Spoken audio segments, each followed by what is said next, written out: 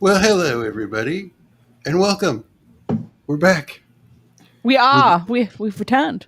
With part 2 of Lord of the Rings, The Two Towers. And welcome, everybody. Welcome, Shieldwall. What's up? Hey, great to be here. Awesome movie. Although out of the three, I think it's probably like number 3. But Yes. It's okay though, because it's still a great movie out of the trilogy. But yeah, happy to be here and ready to get into this with this awesome panel. Yep, it is indeed a good movie. Mando, welcome. Hello, I have returned, and yes, nothing's on fire except for Jacob's thingamabobber. There are no lions around. I am not in jail. So it is a good life. It is a good, grand old life when I am not lighting things on fire and going to jail. Wow. Yes. I do blame you for the fire behind me, though. Not everything that catches on fire is my fault, okay? Okay, sometimes I'm just driving away coincidentally from a giant fire, okay? Okay. Right. I'm all in favor of jail. I think that's awesome. You're the only jail board, as far as I know, on this panel. Probably, yeah. Probably. I am hardcore, man. And welcoming, actually, for the first time, Whitecloaks. And back again, Lady B. What's up? Hi, nice Good to see be you here. guys. Thank you for the invite. Thanks. Yeah, man. Glad y'all could make it.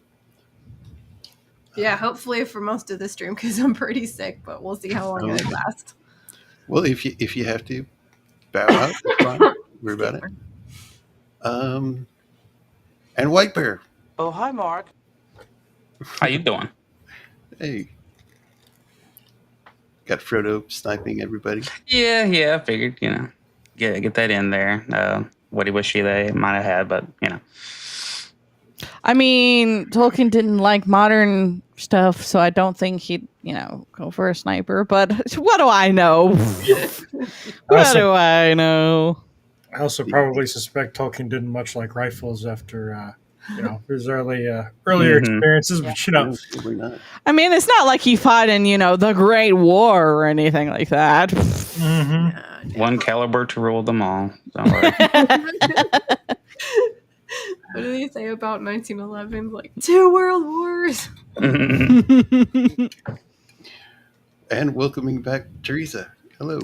Hey, I'm very excited to talk about this movie. My least favorite of the 3, and the one that has the greatest crime against humanity, and I'm sure you all know what it is. So I will be ranting and raving when we get to it. Am I the only one on this panel that enjoys the Two Towers more? Oh, then the know. other two movies. Maybe. Yeah. Oh, interesting. Okay, I'll be that's interested to cool. hear your input. Is it the Ents because they're cool? I love the ends. Stomping stuff. Like, oh, Well, Darby yeah. West. I mean, on some level, yes, because Tolkien was inspired by Lewis. Like the insert, it's the int is supposed to be Lewis, so I guess that's part of my like. Oh wait, it's Faramir, isn't it? Oh, Faramir. of course it is. It is a Faramir crime. is nothing compared to Boromir. Did you not hear his father the umpteenth time? Well, yeah. That's the only thing that Faramir, he's a bigger screw up in. Well, what Peter Jackson did to that man. Well, never mind. I've got issues, and he even knew it. He knew he had messed up, and he kind of. But he said it was like, well, sorry, it's already filmed, so there's nothing we can do about it. But yes, they suck. Fine, Eraserhead. I mean, Helm's Deep is my favorite. Okay, fine, Yeah, fine. Helm's Deep is pretty good, but it has some. We'll get into it when we get there. It's got. I some- mean, as far as like lore, like book accurate, it's atrocious. Absolutely, no arguments there. Yeah, and we'll get to that as well. But I think there are some moments in it that are genuinely uneven too. But that's like I said. But there's also some great moments in it. I mean, there's some really great moments. I love hate relations. Okay, I'm just going to say something. Oh. You guys are crazy. Like, I understand that that the Two Towers may not be the best in this trilogy, but we are still talking about a 9.8 out of 10 movie. Oh yeah. Oh, absolutely, Yeah, Oh yeah, don't get me absolutely. wrong. I'm not saying It's it is a bad movie. I'm saying just out of the three. out of the three. That's it's what my we're personal referring to. least Yeah, favorite. we're like a Yeah. good, better, best coming Yeah, to here. right. Exactly. Like it's not that we're saying like, oh, it's bad. It's out of the three movies, which is our favorite, and out of the three movies, The Two Towers is my favorite because of Helm's Deep and Treebeard. All right, all I'm saying is we've got a Racerhead here saying, with the exception of Helm Deep, it's kind of mid. It's mid in the not in the. I don't think it like the same definition that we use nowadays for mid is not like. Yeah, I mean nowadays after the Rings of Power, The Hobbit looks almost good. Yes. Yeah, Yes. Because I dislike that movie. Of course, It's but it does have a almost couple of 30 little minutes. bitty. It has couple of little nuggets, that are like, that's okay. I can get past that. Whereas nowadays, there is nothing. It is all trash and needs to be burned to ash. And yes, And go back into the fires of hell. of Mordor. Yeah, there we go. The Mordor, yeah. Return to the fires of Mordor. Yeah. Well, for example, Mordor. this scene that Jacob's showing here is one example of really awesome stuff where we see it in the flashback of, Yes. Yes. and coming back to life and all that. That's cool. Though if I remember, the Balrogs are not like they are in the books. Yeah. So there's a lot of debate about Balrogs. Like, did they have wings? Did they not have wings? Are they actually like a physical being? Are they just a spiritual kind of mystical being? I can't. Oh my god. Mystical Kelly, I want beings, we beans. get it. Cool bean. It's a bean. In the book, are they? It's been a long time since I read the book. It is described as a being of shadow and fire. Right, so it's more like an apparition. That's kind of how it's described. Right, I think they put wings on it in this, and Well, also the animated version to make it look more like a demon. Yeah. Well, that too, but also like there is, I think, a line. I think someone like Snortapoopus brought it up. Like there is a line where it said, I forget. You're gonna have to remind me or correct me if I'm wrong. Where the description was, it was as if the being had was shrouded, had a covering of ash and shadow on top of it basically made it, from the description, kind of seemed like there could have been wings or something. I don't know. Their shadows can be spread with wings. Yeah. Like wings. Yes, like Either wings. way, it looks a lot cooler with wings. It reminds me of Ultima Online or something. So Yeah. it rocks. Right. Yeah, But, first time I I saw mean- this was like, what? That was a dream? What? If your options were what we got or Shikamaru from Naruto, you know which was the better option. So we could Why acknowledge why do you gotta sometimes- hate on Shikamaru, man? Like, that's my bae, bruh. I'm just saying that if That's bae. we're saying the ability to spread your shadow like its wings, that is what we would be describing based on the books, which could be cool. This is cooler. That's true. That Yeah. is true. It was a cool, like they fell forever, right? And then they still fell more through a giant cave into a big giant like lake. They basically fell like through the earth, just Yeah, about. Yeah. Then they fought from the Hollow Earth theory confirmed. deepest dungeon to the highest peak. Yeah. And then they're like on top of some kind of weird tower thing. And then once he defeats him, though, he's no longer, the tower top is gone. It's just like a rock. So I didn't know what was going on with that. But it was cool. Especially when he's going down with it and his sword is like got lightning on it and stuff. That's pretty cool. Yeah, that was I think this is where Peter Jackson is at his most masterful, because some of the things do seem kind of hard to make tangible, and I think he did a very good job showing that, as as everyone's been saying, Right. that it's going into like a whole other dimension. I remember this scene from the book, and that's where, when I was reading it, I was probably 13 or 14. I got really bored. I was like, when are they going to get out of this swamp? And whatever. Well, at the very least, let's be happy it wasn't C.S. Lewis writing this scene. Yeah. Because if it was C.S. Lewis writing this scene, we wouldn't have left the marshes for 5 movies. Because he would be describing each individual blade of grass and how when the wind moves from the northeasterly way, it causes the grass to bend this way. I am not even kidding you. If you've read the Space Trilogy, you will understand what I'm talking about. Dude goes into detail. Yeah. yeah. Well, He it's did. interesting when you said that. I thought, you mean it would be all a bunch of Turkish delight and I'd get hungry? He would describe each and every single ingredient into making a Turkish delight, and then as it was moving bread. towards their mouth, like, and they took a bite of it, the flavor, blah blah blah blah blah blah. Yeah. I gotta that's say, true. I really appreciate Sam's dedication to like the fine arts, fine culinary arts here. It's like dude knows when you get like good cast iron, you got to take it with you. So he Mhm. has Rah. like 2 different pots. He has like flaked sea salt with, it looks like, herbes de Provence in there. Like I love Sam's dedication there. Of course, Yeah, he's- like when I go camping, I take a cast iron pot. Of course. He's got him a And the little hope- thing of Old Bay and telling Frodo not to throw it in the dishwasher. Don't you dare put that cast iron in the Nope. dishwasher. And the Mr. hope, Frodo. the hope to find a chicken out in a marsh. I know. I mean, you could find like, what are they called? Like swamp chickens? It's basically like a mushroom or something. I forget. I don't know. Those darn swamp chickens. Chickens with a Bayou accent and all that. Yeah. But they find a brace of conies later. Which he doesn't hold up 2 hot dogs, by the way. Oh, he's like, yeah, I found this at a baseball game. What's a baseball game? Don't worry about it, man. I do love the way they portray the ring as a living thing. Yeah. Because it is. It is a living thing. Yeah. The essences of evil intentions in there. Yeah. It's like big. It changes size.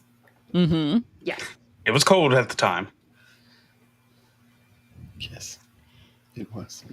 Yes, more Snortopoopas. There we go. There we go. Yes. I gotta wonder though, when Tolkien was writing his drafts and he was talking with the Inklings and Lewis, like, what should they eat? And I bet you Lewis was like, Turkish delights. Tolkien's like, what? Well, they're in the middle of nowhere. Turkish delights. They were in the middle of nowhere in my story too, but there was a Turkish delight there. Yeah. But that was magic, though. But yeah, we digress. And he's like, yeah, they get lost. Oh, gosh. Even in the movie,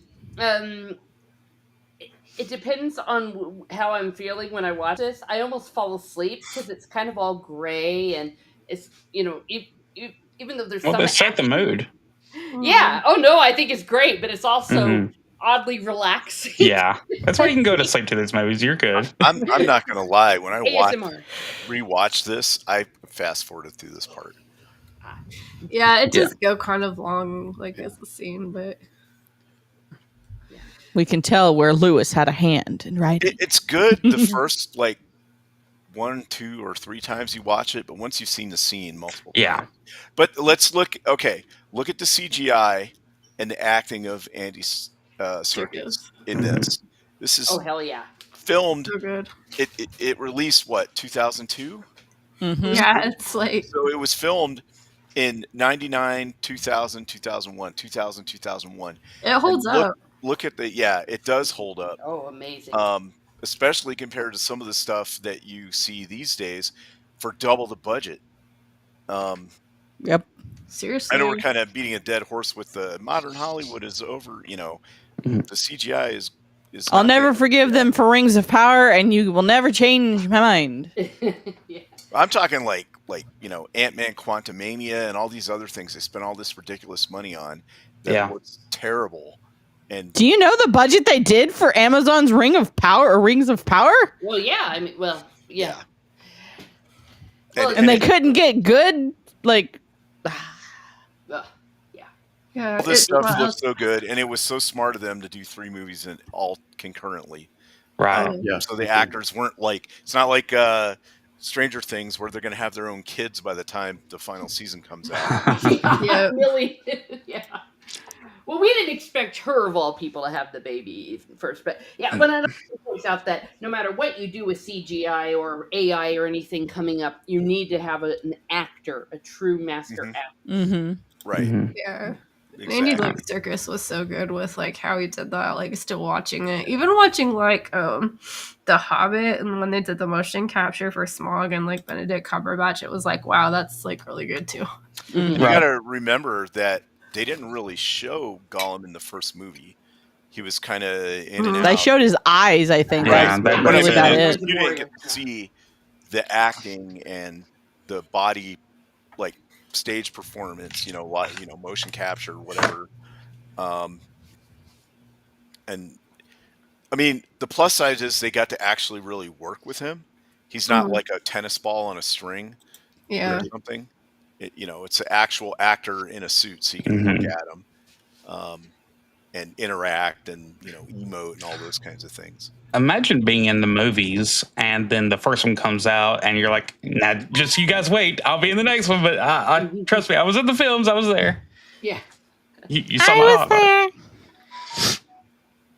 Right. Well, I mean, and also like it's good that he was there because like his whole thing was he's been following the Fellowship for a while. Like we didn't see him, but we know he's following. So like he was there with, and maybe we just didn't realize it, but like it makes tons of sense for him as the actor to be there. It adds an extra layer of depth, in my opinion. Right. Yeah.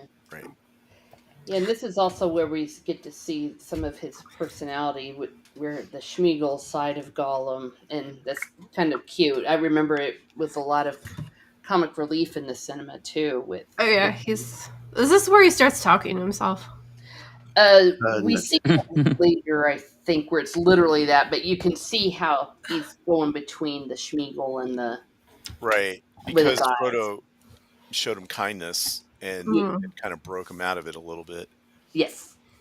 I guess coming right into this movie, especially if you got to see the extended, original, Fellowship, and then you get into the items that were given by Galadriel and all that, that's pretty cool. But the fact that, you look at this movie just on its own and it's cool and all that, but it starts out kind of gloomy, but it's because the last one ended on such kind of a weird notes of like, yay, they're going off to the ocean. Sam and Frodo have done their little speeches, to each other and all that, and they're floating off. And then, they just lost, the best son, Boromir.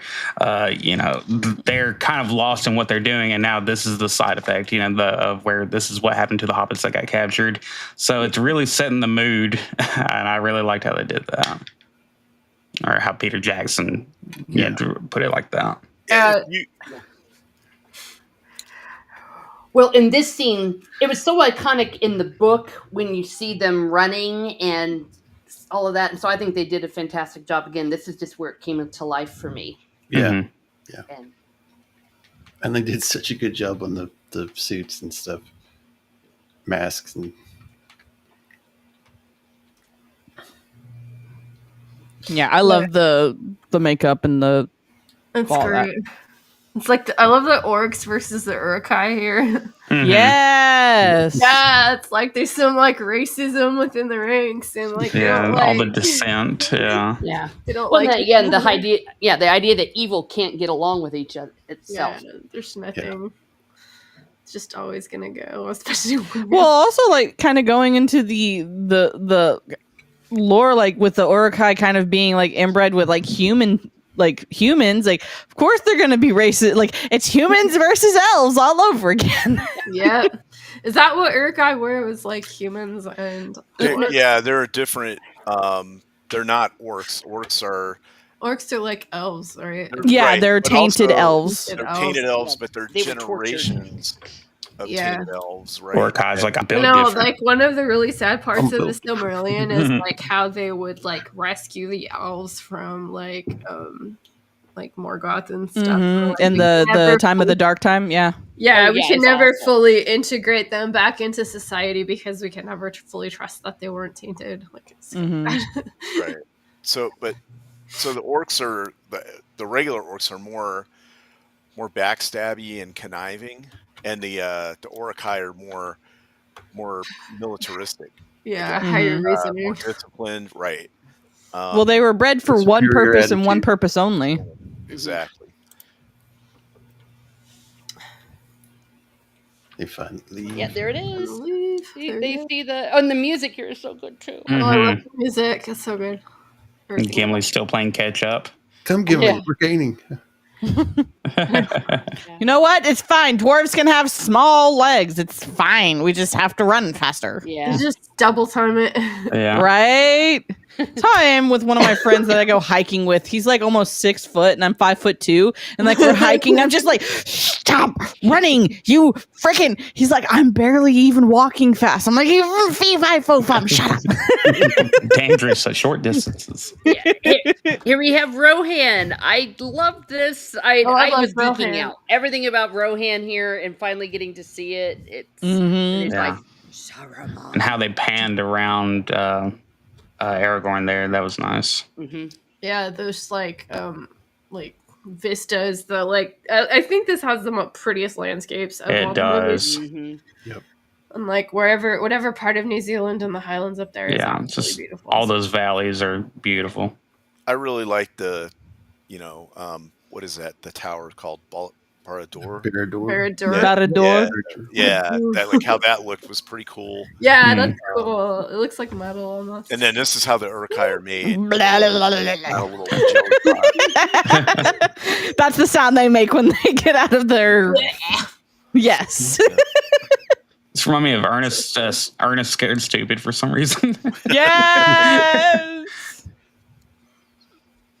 And But yeah, then for those of you who didn't know, Uruk-hai are orcs bred with humans.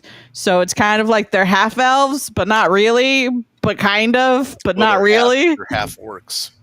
like a quarter elf, half human, half orc, or Yeah. But they're not. But the way they're bred is like magically or scientifically or whatever. It's not. You know what I mean? It's not normal. like Yeah. the I Stark mean, the human women were kidnapped. Mm-hmm. Yeah. Well, yeah, definitely. And it's part of the whole unnatural. Like when you try to take life and do something unnatural with it, all you do is create something evil. And these are the hillmen, right? The hillmen. Yeah. Hillman. Mhm. Yeah, and they're more like cavemen. Almost. Shoot, now I need like to reread of the books again. Yes. Yay, Have do you it, read? do it. Have you gone through the histories of Middle Earth? No, I read the whole Lord of the Rings like 2 years ago, and then I read the Silmarillion like last year, was it? And I did a whole stream of it on my channel, so it was a while ago. Dude, start going through the histories. I know. And there's some YouTube channels like Tolkien Untangled, and I think is the name of the channel, that they're really helpful, and they have just such a love for all the books, so they're really good at explaining everything too. Oh yeah, absolutely. Like I just need to review all of my notes because I had like the elf trees, family trees, and all that stuff. Mm-hmm. You know, I like the little kids. You're like, oh my gosh, are they gonna live or not? And you're just like, Mhm. way. The horse is too big for you, Mother, Dad said. It's like, shut up, I can ride.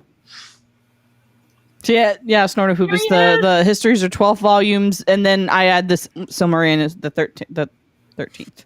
Yeah. So. There's so much. They're all wonderful. They are.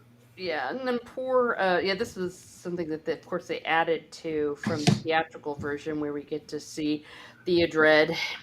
Yeah, You- Theodred is the... Yeah, that is. I don't remember that from the theatrical version. Right. No, the first time, this is where it started in the where they had him half dead. They didn't actually find him, Right. and we see Eowyn for the first time. I love her. I love Eowyn too. Yeah. Mm-hmm.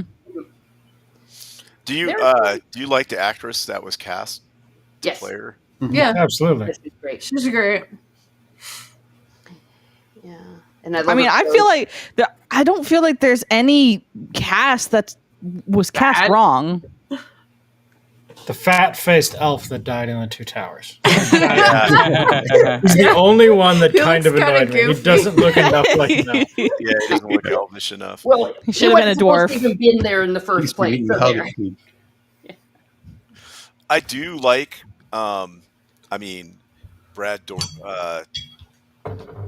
Is his name right? Brad Dorf, the guy playing. Red Dwarf, yes. Yeah, he's so good in this. Yeah. Have you ever looked at this cat's IMDb page? By the way, he's the Robert Ory of film. He is in like the best show, the best movie. Like if you only could pick one actor to watch their catalog, you would pick this guy. Who was it? Wormtongue. Oh, okay. Yeah, he was in the Lynch Dune film. He was in Yeah. Lynch Dune. He was in Deadwood. He was in Mhm. like Star Trek He was in Voyager or something. X-Files. Yep. Yeah. Yeah, Yeah. he was in X-Files. He was in Star Babylon Trek Voyager. 5. He was like a murderous Once upon a time. Betazoid in that one. This is one of those actors who gets around and you don't even realize it, and he's Mhm. great. He's great at what he does. And he has some really, I think there's some of them are straight out of the book, but he has some great lines later when he's talking to Eowyn. Oh, yeah. Some of those lines were actually said by in the book in The Return of the King by Aemir when he was when they were all talking over her while she was unconscious, and Gandalf and all of them were like, "Who knows what things that she said in the darkness?" And they moved it and gave it to Wormtongue. Oh, really? Oh, where he's like talking about your thoughts in the bitter watches of the Yeah, night. Yeah. yeah, that was in the House of the Healings. Okay. Yeah, that was a cool. I really liked it though. Oh yeah, no, it was good. I can understand why they moved it around. It worked out well because we had to get inside of Aeon's Yeah, head. and we had to consolidate so many characters for these movies, but in the end, I feel like they did it, very well, of course. Oh But yeah. Jacob, what version is this? Is This this is extended. extended? Okay. Yeah. I don't think I watched there's like so many versions of this out there hmm because I don't remember him having the paper in the one I watched.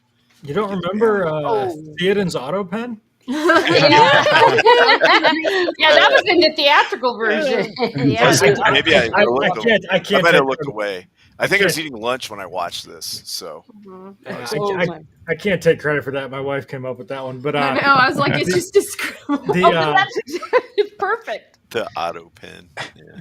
The dialogue here is so good in the sense that if we made this now, it would be very straightforward stopwatch and then. creepy, Yeah. creepy dude. But the way that he delivers it here, like, too long have your eyes followed my sister, and it's like, why is that so difficult? This should be very repeatable to anybody making a period piece, but it seems impossible now. Yeah, it should be My like favorite spoken line poetry. My favorite line that he has when he talks to her is, "Your face looks like a spring morning." Oh yeah, I love when he says that. Yeah, something about that hasn't forgotten winter or something. I don't know. I'm not a very Yeah, eloquent. it was fun guy. because I can't remember it all. Will's been learning Spanish, and so we had the subtitles on, and it was cool to watch it in Spanish, like because we've been watching some other shows on Spanish, and it's like the way that it translates. Like I think it's a really good translation. Mm-hmm. It's just kind of random. I mean, I'm like pretty good at like reading Spanish. I don't speak it as well as I read it, so it was like cool to see it. And it was fun watching it in Spanish. This is the another part. Oh, yeah. Guys that Back on the menu. say this all the time. We want some meats. What about their legs? They don't need Yeah, those. they don't Yeah, need he does. Yeah. It doesn't say it here, but Yeah. these are like three different groups of the Orkai, the Mordor orcs, and Moria orcs. Mhm. Yeah, the Moria orcs are more like goblins, really. Right. Yeah. Yeah. But Yeah. and also the meat's back on the menu, boys. Oh, yeah. Yeah, And classic. then all the guts start flying all over the place. And it's so subtly done because it's totally a Peter Jackson thing to do, to have that absolute dark kind of almost dark humor in the background, and it's just it's just a passing thing. And these, so the Orkai really don't have a lot of character, but the orcs do. Like the actors they got playing them, Mhm. Yeah, they're great. yeah, like right out of like trying a to get British this- pub or something. This part, it's funny. Oh yeah, this guy, he's trying to Yeah. sneak up on him. And he has this like really surprised look on his face. Oh, gross. Good song. Yeah, it's so gross. Yeah, Storm was saying that they use licorice, to get their mouths like that. It's so Yeah. cool. There's like an actual like makeup thing, like it's kind of like fake blood and it's like teeth black or something like Mhm. that. It's kind of Yeah. interesting. Yeah, I mean, back in the day, they would just like put ink on their teeth and it'd stain Mhm. their teeth.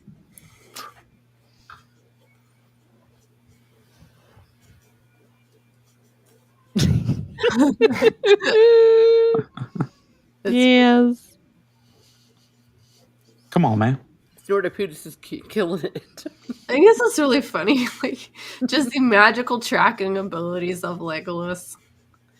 Like when he gets up there and he's like, "There was a hobbit laying right here." It's actually Mhm. isn't that Aragorn that does that? Yeah. Or is it Aragorn? It's I don't know. Aragorn. I don't Yeah, know. Maybe in the book it was Legolas. That would make a lot I more don't Oh, sense. and they had their hands tied.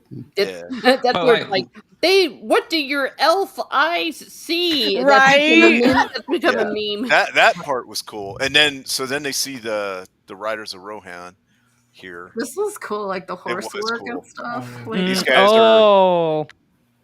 yeah. I'm actually Yeah. super mad because in the books, that is one of the funniest bits. Is when Aragorn's like, he's listening to the ground and he hears them, and he's like, we hear riders, in the distance, and Legolas goes, "Yep, I can see them. There's about 80 of them. They all have long blonde hair, and they're wearing green cloaks." And Aragorn just kind of looks at him like, "Why did you let me get down on the ground and listen to the rocks if you can see them?" But underrated. Yeah, the elven abilities there, it definitely shows you the difference between them and human eyes and all that, and they say, what does your elven eyes see?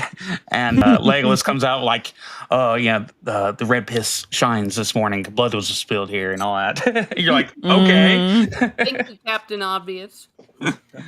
Another Just underrated I thing love about this. these is so much of the cavalry for these movies. So many of the riders of Rohan are women because the call went out. But I'm probably speaking to the choir here. You guys probably know this. But the call went out that they basically were looking for every horse in New Zealand they could find. And as you guys probably can imagine, women own more horses than men. I wonder why. So Pony girls. a lot of the riders of Rohan that you see, they're riding their own horses, and they're women with beards taped to their faces. Yeah. So great. That's how you know it's good. It's some good horsemanship. Like they had their own horses, so. Mhm. I'm just glad they're not like copy paste horses. Oh, Yeah. Yeah. No, all the horses have personalities. Well, if you for these tight end shots, you can just cycle horses out and only need like 10 of them, and to make it look like you have way more. Mm-hmm. I will say though, that's one thing that I do find fairly impressive, and one of the reasons that I don't think we're ever going to get something like this again is that if a director went to a studio head now and said, "Hey, I'm going to need 50 horses and riders," they would probably be executed on the spot. Just because of the insurance costs and the liability and stuff like that. The response would be, "Well, CGI it. You don't need 50 horses." Right, right. Like imagine when they made that Napoleon movie in like 1970, and they just got like 15,000 Russian soldiers to just run across the field. That's pretty wild. Yeah. Like I just want to give a shout out to all the like people that made the armor and like the horse. Like yeah, it looks it's beautiful. It's so pretty. Who's that? Like what is it? Amir, the guy that they're talking to there. That his like breastplate is so pretty. Like oh my gosh, with the leather. And then we get almost 20 years later we get Rings of Power when the humanity is supposed to be at the height of its power, meaning all of the money you could ever need for all of the best armor ever, and this armor looks better. Glistening t-shirt. Oh, that's armor. And he looks so cool in it, and then he drops his sword right here. Oh no. Well, I'll tell you what, I kind of like the way that Aemir is like, my bad, sorry. Yeah, we killed him. And they're all just like, yeah, awkward moment. Yeah. Good luck. Hope you find them. Yeah. Right. Yep. Who knew that Find no hope. in the next stage he would be Judge Dredd? Yeah. They would look like small children to you. Well, so the problem is we killed everybody. We killed everything, so yeah. Scorched earth, we burned everything. They would look totally different than the orcs. Yeah, I know, but everything. And they gave him horses, which was really good for him. So they can really like speed up and get around. Yeah. This is where the famous scene. Nobody do it. Yep. Or he kicked the helmet and really broke his toe. Yep. Well, yeah. And that hurts like hell. So It does. I'm with him. Oh, yeah, I actually give Mortensen some credit here. Like, this is not an acting job where you could kind of stand around. Like, he's a very dynamic character. He's moving around a lot. So that was, suck it up, bro. He could have so easily said some cuss words too, but he just he stayed in character the whole time, and he used it. He channeled it and that's why a lot of people were like, "Wow, he's really putting in the work on this one." He's like, "Oh, what's this? A hobbit lay here." Stop. George Canola. Get the collectible toe cast from Aragorn. So right now, by looking at the ground, he's able to, and this is a really good thing. It's a storytelling method, because otherwise you could have been, hey, there's tracks like in the woods, but then you do the flashback and you see what really happened to him. Excuse me. One of them had to pull his pants out of his small little crack, and then he crawled. And that's funny. And then we're in the forest. Oh my goodness, I love the ants. They're so awesome. Now the forest, I want to say this was on a sound stage, right? This part. It looks totally I would assume so. And then, gotta give props to the orc. He chased after him with a spear sticking out his shoulders. Yeah. That's dedication. Yep. That guy is motivated by pure spite. I'd walk a mile for a hobbit. Yep. I'll spit a maggot hole in your belly. That was such a line. Yeah. They have great Like, ones. dude. Again, like I said, this you can tell this guy was probably classically trained as an actor, and all that kind of stuff, Definitely. just to get squished. Treebeard, let's go. I love the ants. Oh my god, I have so much like energy. Like I love them. I love trees. Like there's this I live in the Midwest, and we're at the edge of town. It's like the city is slowly like eating up all the farms. And there was this old farm where they tore down the house, but like all the trees were around it, windbreak trees, and they were beautiful trees. And they tore them down to build a freaking data center. And I have feelings about this. And every time we drove by it, it was like, okay, we're getting an ant moot right now. Yeah.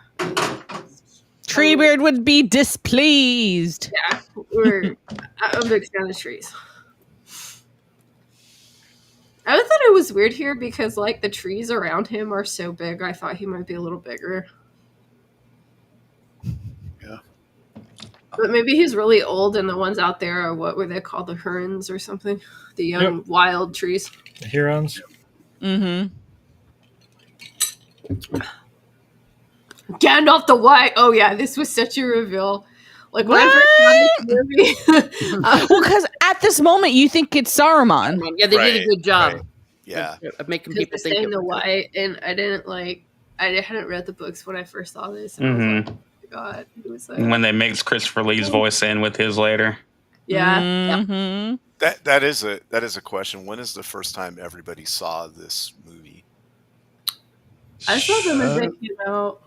Yeah, I saw it in the theater when it came out. Yeah, opening night, midnight. I think same for me. Mm-hmm. Yeah, the first few weeks it was out, back when movies really stayed in theaters for a while. I saw all three of them in Japan. Yeah, because that's where I was stationed at the time they came out. But I saw them it wasn't a midnight showing or whatever, but it was the first day that they were available, or the first weekend. I mean, so yeah. See, I give my dad a ton of credit here because he was like, 3 kids at the time. Mom came out on like a Thursday or whatever, and he couldn't. He probably couldn't justify going like the midnight showing like normally, but he played it super cool. He was like, I really want to take the kids to this movie, but I want to make sure it's appropriate first. So let me go to the midnight showing to make sure it's okay. And then if it's okay, we'll take the kids on the weekend. Well played. Well played. Bravo. Yeah, these movies were one of the few movies I actually went back to watch a second time in the theater. Yes. Yeah, his dad was quite the Tolkien fan, and he had like what were they, second editions of the books? Yep. Ooh. Yeah, we actually used them like when we got married as like our wedding pictures. And I think my favorite picture that I have is like we're sitting on the couch, and I was holding the two towers on that picture. So they make silicone wedding rings now. Oh yeah. Yep. They rock. They do. I think I got him one actually. Okay, yeah. I love this part, and I'm just saying, like, have any of you guys seen the documentary "They Will Not Be Forgotten"? It's a World War I documentary. But Uh, I forgot That about sounds- They Should Not Be Forgotten, or something like that. I'm They probably will not be Where forgotten. Is it where Absolutely. they have like this scene? They have the faces in the water. Is that? It's like it's just a straight up documentary, and they've gone and like colored a bunch of the stuff, and it's like when I saw how they filmed this, it just really reminded me of like the things that Tolkien must have seen during World War I, and it just sort of like the idea that yes, we have these trenches and craters, and there were probably bodies on them, faces like this. It just really like reminded me of Yeah, my goodness. there's so many things in this book, like having seen that and then like gone and read the book, that I'm like, dang, this like really hits hard, because he was writing about stuff he experienced. So Mm-hmm. Yeah, if you haven't seen They Will Not Be Forgotten, I'm just it's going to say it. amazing. Peter Jackson may have, directed and produced, the greatest films of all time in this trilogy, but he may have also made the greatest documentary of all time. Like, again, wild resume. Mhm. Yeah. Yeah. Yeah. What's cool? These elves that they're seeing here are Legolas's people. Mm-hmm. Are they wood elves? Yeah. Yeah. Call back to the opening of the film. Yep. Mm-hmm. Wood elves. So it's basically pickle juice. Yeah. Yeah. People elves. And then he doesn't listen, and he looked at the faces. Yeah. Don't look into their deadlights. This is why when someone tells you something, you listen, dum-dums. Especially when you're in a fantasy story. Yes. This is one of only a handful of scenes that I have beef with. The way that this was shot,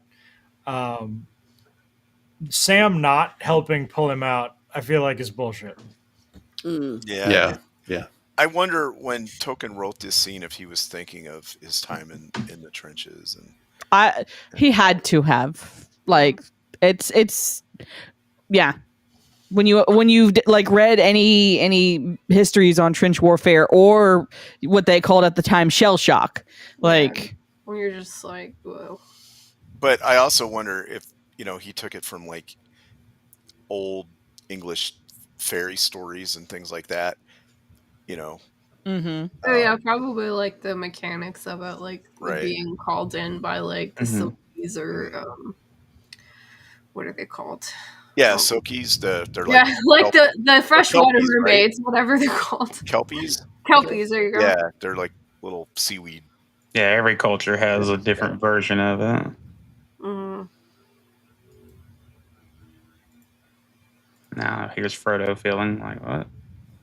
Feeling sorry for him and like kind of realizing exactly how serious. Well, this must be quite a bit of time later because they're all dried off. Yeah. Mhm. It's like, and then Now, the ring race show. This is the first time we see the ring race on the whatever those things are. The Nazguls on the, what are they called? I can't remember what it's called. It's like a carrion flyer or something. Or Yeah, they're foul like- beasts. Fell beasts, yes. is that a FEL fell beasts. beast? Yeah. Okay, yeah. The fell beasts. Just imagine if they had something like that, how fast they could have got to where they were going. I know. They could just predict the eagles here. Fast Yeah, craft. that's always everyone's like, no, the Eagles wouldn't do. It's like, come on, that's lame. I mean, you get why there wouldn't be that much of a story, but still. No, they would get filled. They would be pin cushions for the orc archers. Mm-hmm. I mean, there's like thousands of orcs Mm-hmm. around that Fly mountain. super high. They won't be able to shoot them. Get over the mountain, and then you could just literally drop the ring right in from the top. I like the Nazguls. I always love fell beasts too, because it's like Yeah. the texture on them is really interesting. It's almost like a shark skin or something. Mhm. Right. They kind of look slimy almost. Yeah, like eels or something. Yeah. Like, it's Right. cool. Yeah. Eels. And Eels. Lampreys. Those are they're gross. cool. Yeah. Yeah. Also, like on Team Two-Legged Dragons, like I get in arguments with my brother all the time about whether dragons have 2 or 4 legs, and I'm definitely on like Two-Legged Dragon. It's a wyvern. Yeah, exactly. It's not a real dragon Yeah. without 4 legs. I prefer 4-legged dragons, but I think 2-legged dragons can be cool. Yeah. And I also think creatures like this fell beast look really cool with like that. And like I just you don't know where they come from. Their necks aren't very strong though. Mm-mm. Mm. Yeah. Yeah, and they really look like some type of awful bitey earthworm, really. I mean, they look ugly as you can visually put it. Right. to. Ugly as Like, sin. Yeah, absolutely. Yeah, And then it's they a go on perfect ride for the Nazgul. The White Wizard approaches. Yeah. It's like once again he's kind of narrating it for us, like I know, right? And then he comes, and it's like the light, and it's Me too. awesome because, like, hell yeah, Gandalf. So it would have been funny if he'd been like, I have a bad feeling about this. Right. So great. I love Gandalf. Gandalf is so awesome. Like, I have a white wizard philodendron, and I named him Gandalf. And Gandalf is so cool. We also named one of our resident woodchucks Gandalf. We're Gandalf fans here. The white or gray? I think that one's probably the gray, because the woodchuck is more gray. Yeah, I love this part how they kind of fade in Christopher Lee's face and Oh, I just saw that now. Wow. and their voices. They kind of put them in with each other. Mm-hmm. So you don't really know. Well, and also showing that is what he has become. He's kind of taken over from Saruman because Saruman kind of forfeited his office. Yeah, because it's like the titles, the color titles are sort of like the positions of what the wizards have. Yeah, he says, I am Saruman, or at least as he should have been. Uh-huh. Yay. And then, like, yeah, and then they're all, because they're all Maiar, or Maya. Yeah. Maiar. Yeah, you had it right. I had it right. It's been a minute. It is kind of cool, though, because it gives you, like, the idea of the sort of semi-divine nature of this and the very, like, soft magic that's in this book. Mm-hmm. It's awesome. Yeah, I talked about that in the first movie we saw of this. Was the soft magic where they're just kind of like, it's like, do whatever, and it looks cool. Yeah, I'm glad. Yeah, like that is something a lot of other, like, I guess, going with 70s, 80s, 90s fantasy, you know, there's a lot more high magic going on. Yeah. And this was actually, you know, for, I guess when this came out, you know, it was so restrained in a way, you know, explaining that the magic a lot of times from Gandalf was more almost in a way situational. You know, he wasn't just saying fireball, you know, over and over. And yeah, he's like, here's my sword of plus 10 lightning, you know, like calm down, you know. But I think that they did it really well. Or like, and it's kind of like more aligns with like with them being like divine creatures, so it's more like faith-based kind of. Right. Or to like kind of represent like the goodness and the purity of heart that the Maiar have. And not such an abuse of power. Yeah. And okay, I like the part. They're like, okay, we're gonna let them do their thing. Merry and Pippin are great. Yeah, we'll be okay. They're safe by the tree peoples. It's fine. It's like they're safer than you. Right? Like, well, so I killed that thing. What'd you guys get into? Yep. And they're like, I don't know. We listened to the ground. Legolas almost let me put my head next to a turd.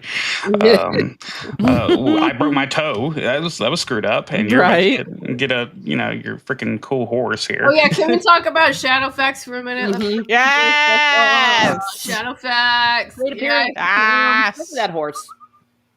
That is a beautiful horse. Yeah. Yep. Shadowfax is beautiful. Billy is awesome. He's great. Billy the pony is awesome. And the music, oh my gosh. So great. The ends.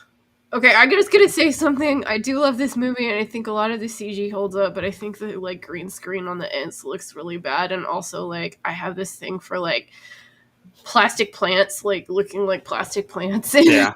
Like, this is probably the worst looking thing in the movie. That's true. I can agree with that. But I'll just like give it to them. Yeah. I usually like I use a lot of like plastic plants in decorating stuff, so if it looks bad on the bottoms, like I'll paint them and stuff. So like just like my pet peeve of this part, but I do look like the ends are great. They're long-winded poems. I know. I remember reading it, and it's like, okay, cool. Like their language is like this word takes up half a line. Like, The hobbits right now got the same eyes as my wife whenever I'm trying to explain Lord of the Rings to her. They're like, "Oh, that's cool, honey." Oh. Yeah, I'm glad like my husband's a nerd. Yeah. I'm glad when I could like first time reading it, and I'm like reading the end of it, and it's like I was at his house for the first time, and I was crying and stuff, and I'm like, I'm really Aw. glad you're here because I need you to hold me right now. Also, like this little conversation they have is like Gandalf thinks Frodo went alone, and it's like, oh, Sam went with him. It's like, oh, he did. I like how Gandalf like Roman! even before he finds out about Hey, Sam, Roman, there's 100% faith. It's like, oh yeah, guys, you're I fine. know it's one hobbit going up against like the army of darkness. We're good. We don't have to stress. Everything is under control. Sam is too good for this world. Mhm. Sam was the true bearer of the ring. Uh, Because he bore the ring bearer. yep, Sam is the hero. Yep. He doesn't get enough credit. Yeah. All right, blistering hot take. I disagree. I think Sam has gone from he was so underrated for so long that now Frodo is the one that's underrated. Yeah, Eh. I can see that. Well, it definitely sucks to be Frodo. I remember thinking that, especially during this one, and then definitely in Return of the King. It's like, this little hobbit cannot buy a break, and then he, after all the big victory, all he can do is say, yeah, I'm ready to go. I'm done. Yep. I'm No gonna head more. out. Troll. Bye. Peace. I remember seeing this for the first time. I thought it was so cool. They use trolls to open the doors or the gates. This was awesome. Yes. Those are the same kind of trolls that they had in the first movie too. Mhm. Vines.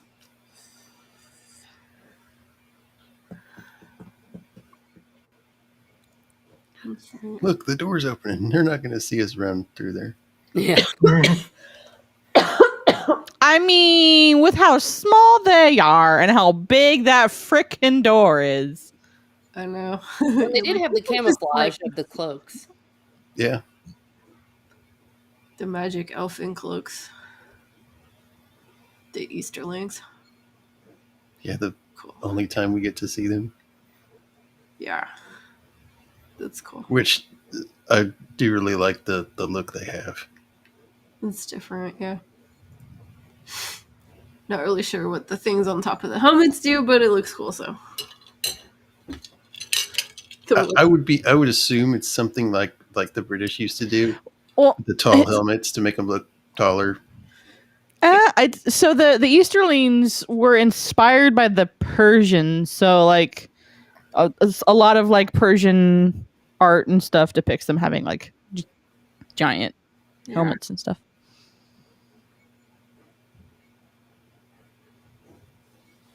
Like, you can't go in there. We can't go this way, and it's The like, the ring. Well, I mean, you'll get captured. He's like worried about the I ring. know. I was like, when I first saw this, I'm like, well, if you can't get in that way, why did you bring them there? Yeah, right. Yeah, it's like, why did you wait till now to tell us? Well, he wants them to get eaten and captured so he can take the ring back. So I always was like, yeah, he's trying to get them killed. Like, Yeah, that was like when I was not like aware of like the interior struggles of poor Gollum here. It was interesting. So do you think Gollum is a villain or just a misunderstood creature? He's a villain. Really. It's like the end of being corrupted, like the corruption. I don't think he could be redeemed. And it was like somebody you end up feeling pity for, and that's like the worst. Mm-hmm. Because you don't even hate the thing, you just feel sorry for it. I know this is at the wrong time in the story, but I do like that they threw it in, them drinking the water and making. Oh yeah, that's funny. Yeah. Yep. That's not in the theatrical cut. No. No. Huh?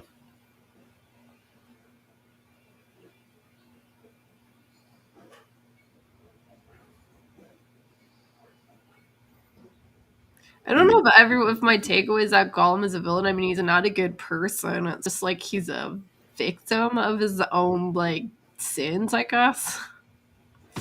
Yeah, I mean, I would make the argument that Gollum is a villain in the sense that he is, um, an obstacle in the way of what needs to get done.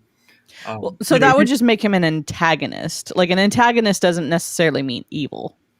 Sure. He's literally willing to trade the rest of the world for the ring. I mean, it's insanity, but like, you have some lady who like drowns her kids and all that, and it's because she's insane. She's still a villain. I'm not. It's not gonna. You got to go into the fire. I think the maybe the easiest 1-to-1 comparison is Gollum is the dude on fentanyl running around chasing people as they try and walk down the street doing their business. Mm-hmm. Yeah. Is that a villain? It probably depends on whether you're one of the people he's chasing on the sidewalk. Right. Yeah. Everybody on Earth being doomed because of his actions. Yeah, he's. Well, and he had several opportunities to exercise free will and make a different choice, and he did not. And now, of course, just like any drug addict or alcoholic, it is very difficult to make that first step to admit you have a problem, for example. But that's still your choice to make that first step. And Gollum just did not. And that's why he's kind of damned to the end, because he always chose the ring at the end of the day. Sure did strangle his brother awfully quick for. Right. Yeah, it was pretty fast. That I really like Edoras and everything. What I wish they would do more with that and with Minas Tirith and Osgiliath is have fields around it. Like, where are they getting their food from? I know, it's cool. Yeah. Just paint them in or whatever on the background. But yeah, the whole like the whatever the main hall is, I can't remember what it's called. Medusa or Medusa. I can't pronounce something it. like that. It looks so cool inside. Yeah, here's the part where he tells her she looks like a that was creepy. Spring morning. Yeah. Still touched by the winter or something like that. Yep. And the whole reason he's doing all of this is because he wants her. Mm-hmm. Yeah. Yep. Gross. It's like your words are poison. What's a poison? She looks so beautiful here, and I love her hair and everything. Yes. Blowing in the wind and the flags. I can't remember if the flag came off of there was not planned, or if it was. No, it was not planned, but they went with it. Yeah.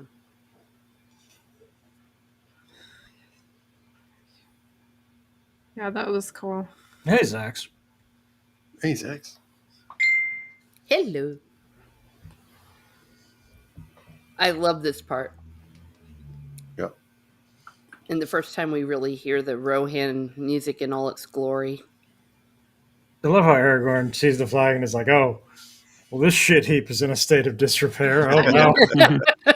Right. But how much? Someone needs to get fired. How much does this look like Whiterun from? Oh, I was thinking, or the other way around. Whiterun looks like this. Yeah. Yes, well, that's what I meant. I wouldn't be surprised if Skyrim developers like. Just like. Yeah, I would steal it if I could. Exactly. If I were doing Skyrim, my defense would be no. It's Beowulf inspired. The fact that Edoras is Beowulf inspired, purely coincidental. You're correct. And from what I understand, when they actually built all these buildings on site. I think so. I actually vaguely remember them saying that they had to do something with like the like New Zealand permitting. Like they said, hey, we want to build these structures, and they said, cool. Well, you have to do all the safety, the electrical, all the code stuff, and they just went, but what if we don't want to do that? And the New Zealand code went, well, okay, because you guys are doing Lord of the Rings here. Yeah, go ahead. We'll just waive it all. You're good. Don't let it fall on anybody. Oh, they were telling them they had to put like sprinkler systems in them and stuff. The one I think they said was they wanted electrical outlets. Huh. They're supposed to be medieval inspired buildings with no Right? electricity. And the permit department said you're building structures. Structures need electrical outlets. Oh my goodness. What? Wait. And they went, but we don't want to Yes. do that. And they went, all right, you're spending enough money here. We can probably wait. Wood, Yeah. wood, and grass and foam buildings. You want electrical outlets in that? Yeah, right. I think Well, that good that point. was part of the agreement is that they had to tear it all down Right. because it's like in the middle of like a national park or something. Yeah. Yeah, Mhm. they had restored exactly to its pristine condition. And I think they said that on the commentary that sometimes people come out hoping to see it. It's like, no, it's not there. You can just see the hill. Yeah. Which massive failure on behalf of everybody involved for New England. Go ahead and make your money, guys. Don't be afraid to get paid. Yeah, I would have. Yeah, I like this part where they're like taking all their weapons. He's like, "Oh, you wouldn't take an old man's walking stick, would you?" Yeah. Now, I I suspect sure as heck would. that's Hamill, right? That's taking his Yeah. weapons. I suspect that he knew what was up and let him in with Yeah. it Oh, I he do. did. on purpose. It's basically confirmed later on during the fist fight when the other guy goes for his sword and he just kind of holds him back like, nah, let him No. Let it happen. let him it go, happen. fam. Well, because like all of these people know that something is not smelling great in the state of Denmark. Like the king is Mhm. being manipulated. Yeah. Look at him. I love the makeup there. It's great. I'm just saying. And plus, all of those people are, they've been heard of. They have, titles. Yeah. I like how he looks super decrepit. Like I like how in this series it's like if you're corrupted by evil, like it shows. like Grima there, he has like two different colored eyes. He's like pale and Sweaty and Yeah. oily. oily, Terrible, greasy. terrible complexion, Yeah. He hadn't seen the sun in decades. needs a facial. Yep, But he got saw the very- sun the last time I saw the sun. Has very greasy, stringy hair. Yeah. What is it? What is it? Gandalf says here. He's like I did not travel through seas of fire to fire and banter wittiness with a witless worm or something. Yes. Mm. He just wants to give him an oxy pad to clean his face. Like, get away from me. Yeah. Yeah, that if you play it here when he's like, no, don't go for it. Yeah. Where is it? Yeah, right here. Yeah, they don't have a lot of energy. You're right. They're just like, oops. So it's interesting. It's actually it's essentially inspired by like the Odyssey, where they get home when and there's Odysseus the comes back and all those guys around. Yep, this Yeah, dude's I'll- like, don't touch him. Don't touch like- him. yeah, Be but cool, you can be cool, you can man. even see that the guys that are running to fight Gandalf are not They're the like, guards. yeah, They're no. just Yeah. random kind of Yeah. thuggish So friends of Yeah, they're Wormtongue. Wormtongue's henchmen. And Aragorn Mhm. just literally knocks somebody's head off. It's there in the floor. It's just in the background now. I think Legolas just literally like the kung fu like back like Right. Everybody wants kung fu fighting. And they do this they film it like an exorcism. Yeah. Mhm. Kept waiting. For the head Have you- spin. Spirit of Christ compels you. Wow. And he's got the There old you man go. spittle around his mouth. The white Yeah, there we go. mhm. have y'all seen the edit of this? Yes, Like he's he in his drops it underwear. and he's like in his underwear. And it's like real old man underwear. Yeah. That's what it's like when people are behind you with those LED lights. Yeah.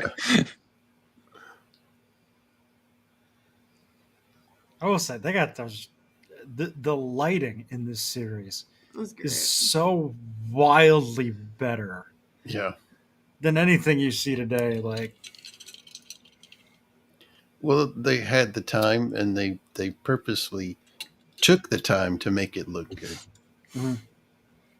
I Meanwhile, Gandalf's here hitting you with the A20s.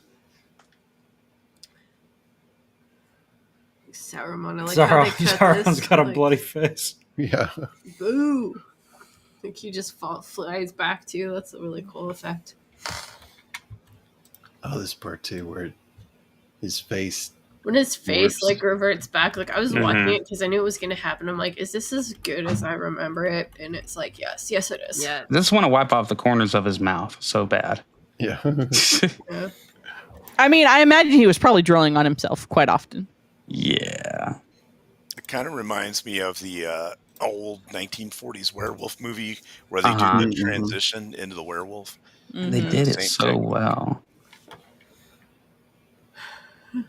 Hmm. And then the Jacob? music. Jacob, how do I put something in the private chat? Okay. I think you Nice. have to I think you have to hit the group button. So you hit private chat and then hit the group Oh, button. group. I'm sorry. Or you can send it individually to each person on the list there. Oh, that's If you need to convenient. send it, to like someone. Okay. Okay, let me send that one. This is maybe the my favorite Lord of the Rings meme of all time, in that it is both hysterical and true. I don't know if I can, or if you have to do You it. can share it. Yeah, I'll share. Yeah, it makes a really good point too. Yes. Yes. I don't know. Hopefully it works. I know. I might have broke Jacob. Oh, There there it you is. go. There it is. Yeah. There we go. Read it, babe. Oh, I'm reading it. All right, hang on. When Theoden wakes up and everybody's like, "But how do we get that dog back in him?" Gandalf immediately gets that he needs to hold his sword and swish it around a little bit, and I think that's why we need more men working in mental health care. Yeah, excellent point. Like they just give it to him. Like he needs Yep. to like just kind of. In the Ralph Bakshi one, where it's like the animated one or whatever. That one was, or no, maybe it's the one with where it was done in Japan, where the goblins are really fat and short. Oh yeah. Yeah, like the Hobbit was. Yeah. Yeah, that one had. I like that one because when he comes out of his stupor here and everything at the end, he's like, "Bring me my armor." When he wants to go lead his troops and stuff. I thought Yep. that was cool. It's time to get down to business. Yeah. The basically every time like the music swells, you're like, "All right, we're here. It's time to run through a wall." Yes. Yeah. Exactly. It's great. I love it. Oh, look at that Man, face. I love it. Yeah, I love this part. Uh-oh. No. I love it. Bombastic side eye. Criminal. Oh, I can't speak today. Criminal offensive side eye. And this Yeah. throw they do here, Yeah. you feel it. I mean, Uh-huh. Yeah. ooh. That had to Love it. hurt. I love it too Bones. because he wants to like kill him and he's like, no, don't kill him. I like how everybody's chasing him. Like, wait, no, don't do that. Just Why are you like- stopping him? Let him. Yeah, just woke up, man. Like, calm down. It's going to raise the castle's insurance. Don't do it. Don't do it. The premiums will go up. Don't Hey, do the it. premiums. Think of the premiums, my lord. At least wait till he gets outside the gate. Yeah. And then we don't have to worry about him. It is not our problem. I really want to know, like, in the story, what happened in like the 45 seconds that they managed to get Wormtongue away from Gimli, who had that guy locked down. Like that guy was not escaping. So they would have had to have pried him off, but then they would have had to throw him while Theoden was like chasing him. So they were undoubtedly like ignoring Theoden. I just want to know what happened in the preceding 45 seconds to that scene. Yeah, right. Oh, and then he's like, "Where's my Like, son?" where my boy at? He's dead. He dead. He did. What did y'all think of the singing in the extended here? I could have done without it. What?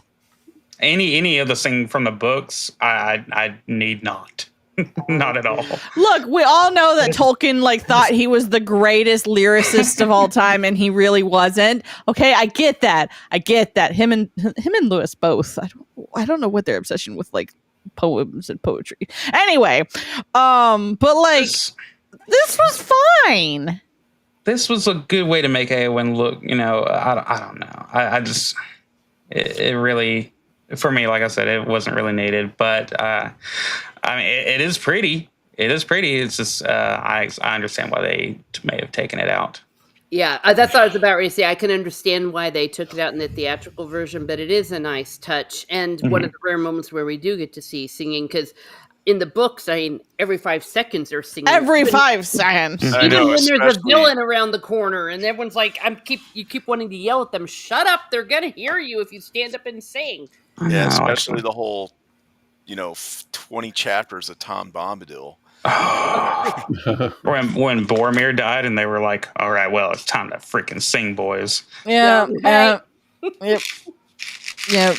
I mean, yeah, I will still never fully understand Lewis and Tolkien's whole thing of let's put in music in every single thing that we can, even though it doesn't really fit. Yay. Well, it's part of the tradition, especially with Tolkien, because that was the way that they used to write all the old things. It used to all be poems and songs and rhymes.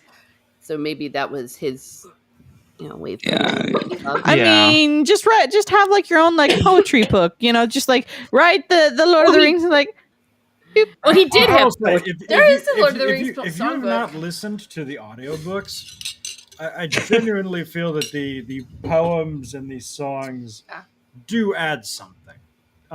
It can be kind of weird, if you're reading them to yourself. But if you're experiencing the story orally, it's nice. I think it adds something. The 70s BBC, was it 70s or 60s? I don't know. The BBC radio broadcast of Lord of the Rings. I did not want to hear that man sing one more darn time, but I can understand people's for it. And hey, if the movie was 14 hours long, I'd still watch it. But I can see why they took it out. I should really meme this clip here. It's my god, yeah, that's funny. Gandalf, you stole my horse. I only borrowed your horse. Oh, when you were reading it, Teresa, because I know you're a musician too, were you coming up with music for the songs? Oh yeah, you kind of hear different little ditties in your head, and as Eraserhead makes a good point that in Tolkien's world that was magic, and not just magic. That's literally how God brought. He sings it Eru Luvator sang the world into existence. Yeah, and Melkor was the one who came up with the Discord. And then people went with the different tune. I love it. I always imagine that's the way I feel every time I'm listening to Mozart, and then someone throws out something by John Cage, and I'm like, oh my god, I hate that. John Cage is awful. 12th tone. Yeah. So good point. But I think it is hard to translate to screen like this. But I liked it in the extended version, and we saw some more of the poems, but that was Fellowship of the Ring, so extended. I love the way that Gandalf's just walking around with his big staff. Yeah, I must always held that right in front of me, people, just in case you've forgotten. It's a stick. I got my stick. Yeah, sticks are awesome. My stick's bigger than your stick. Yeah, and now no longer has a tennis ball at the bottom of it. That's true. Far more aesthetically pleasing. Mm-hmm. Excuse me. Oh yeah, this is where he takes off look to the east. But look for me in 5 days. No, 3, 5. I know. Wasn't it he said look to the west or look to the east when the sun rises? Yeah, he said look to the east on the sunrise of the third day. Third day, yeah. Yep. And I remember being told though that the way that Helm's Deep was positioned, that actually that wouldn't be the east, but I forgive them for that because they have the sun coming up behind them. Yeah, so that's definitely the east. Yeah, I know, but on the map or something, I don't know. I would need to double check the fact check, but things like that in theatrical versions and adaptations, that's forgivable stuff. It's when they do like completely messed up, lore breaking, completely ridiculous. I was about ready to say something else that started with R. Problem. I think the other. Oh, go ahead. Oh, I was gonna say I like how Aragorn just randomly drops like elvish tricks on people that he's learned. Yeah. Oh yeah, Mhm. it's I mean, like when you live to be like 100-something years old. I do like this part though with the horse. 87. mhm. He's Yeah. like calming the horse, and he's like, "You should let this one go. He's seen too much of war." Yeah. And then of course Eowyn's like, "Oh yeah, he's fine. There we are. There we are. First Women love deal. horses. Elvish. Yes, Horses and Elvish. So let's break this down. At what point do you think, is it right here where she gets the hots for him, or It's when he walked in the gates and she saw him walking. Yeah. And she realized she wasn't related to him. He's the only man that she's seen that's not related to him. So Who's boom. that 7 foot tall person over there? Yeah. I also, for me personally, I think the other reason why Two Towers is my favorite is because of how much time we actually spend in Rohan. Like, for me personally, like, of course, everyone loves Gondor, but I really, really, really love Rohan and like their culture and history and like how they didn't get to be half elves like the Numenorians. They just humans. Like they full humans that were just the best of humanity. And so like I loved every bit of the time we got to spend in Rohan. Yeah. Personally. I like Rohan too. Horse girlies unite. Yeah, I was wondering about this. Saruman was on the White Council with, right? Yes. Yeah. Yes. So, what wouldn't he know about Aragorn? Yes. Yeah. And here, Wormtongue's like, he had this ring on his finger, and he's like, "Oh, so you think you found the heir?" Sildur's heir. But wouldn't he would have known about that, right? I don't know. I felt like when I was listening to this again, I'm like, shouldn't he like know that because he's been around for a minute? But I'm also very. Well, I feel like maybe he just knew him as Strider. Like that. I feel like there might have been some disconnect with people like not realizing Strider is Aragorn and Aragorn is Strider kind of thing. I don't know. I don't know if he just, the dude's been busy, Yeah. not, doing his little thing and for a while. And I don't know if he just kept following the line and the line and the line and the line and all that after everything's been broken. And one decided to, go hang out with the elves for years, I just don't know if it was really on his radar, but it could be excused or not. I like her so much. I like the dialogue here. If I remember correctly, it's pretty much lifted from the book. Mm-hmm. Oh, yes. Just like, I'm afraid of like being caged.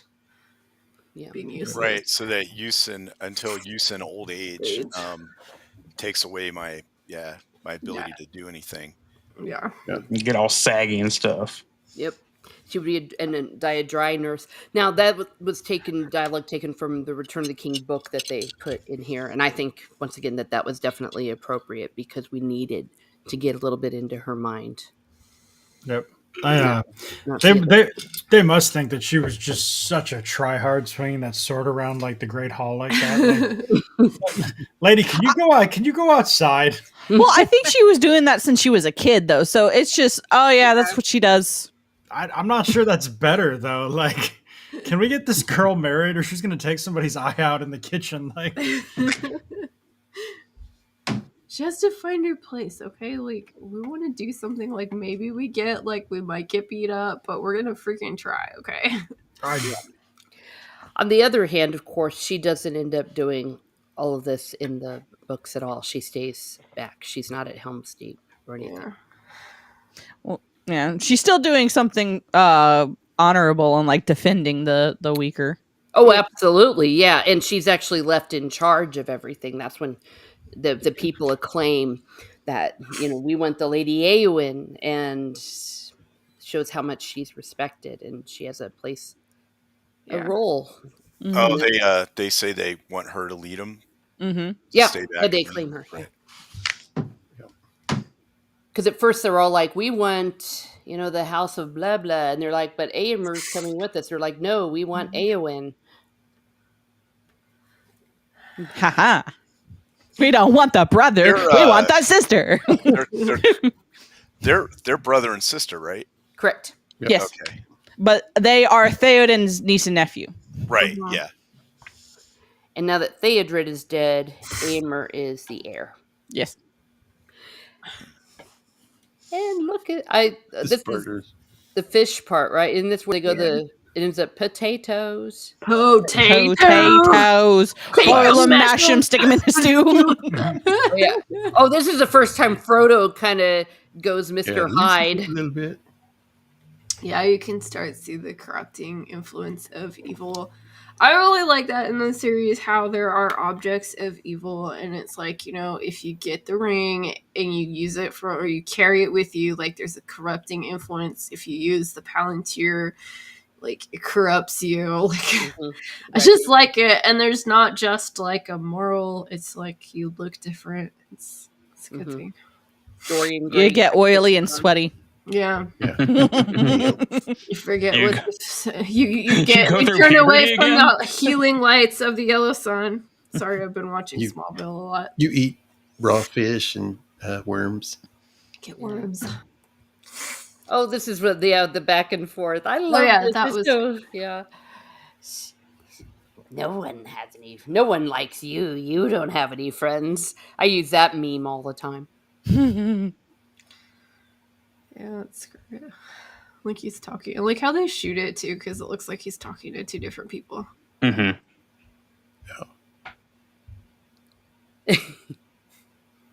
Here we go.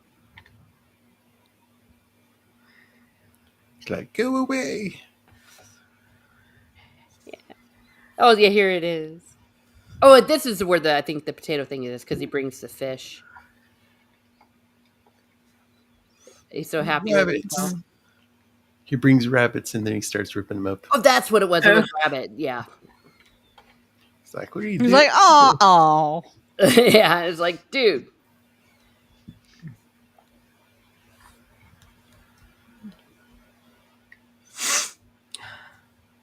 He's like, he runs it. Yeah. He runs it. Fat hobbit. Stupid fat hobbit. Yeah, and then with the ways his looks over when he says it, it's like, screw you. We mean to Nadia, babe. Hi, Nadia. Oh, hi, Nadia. Hey, Nadia. I think we decided that I was not mean to you and that it was accomplice salt. Oh my goodness. You should still smack him anyway. Again. Very good. Okay.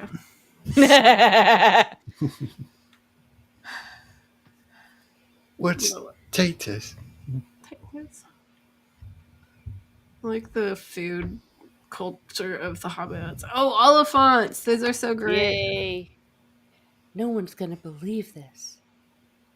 Okay, here we go. Here comes the real hero of everything, the reason for the story, the perfection that is the Man of Gondor.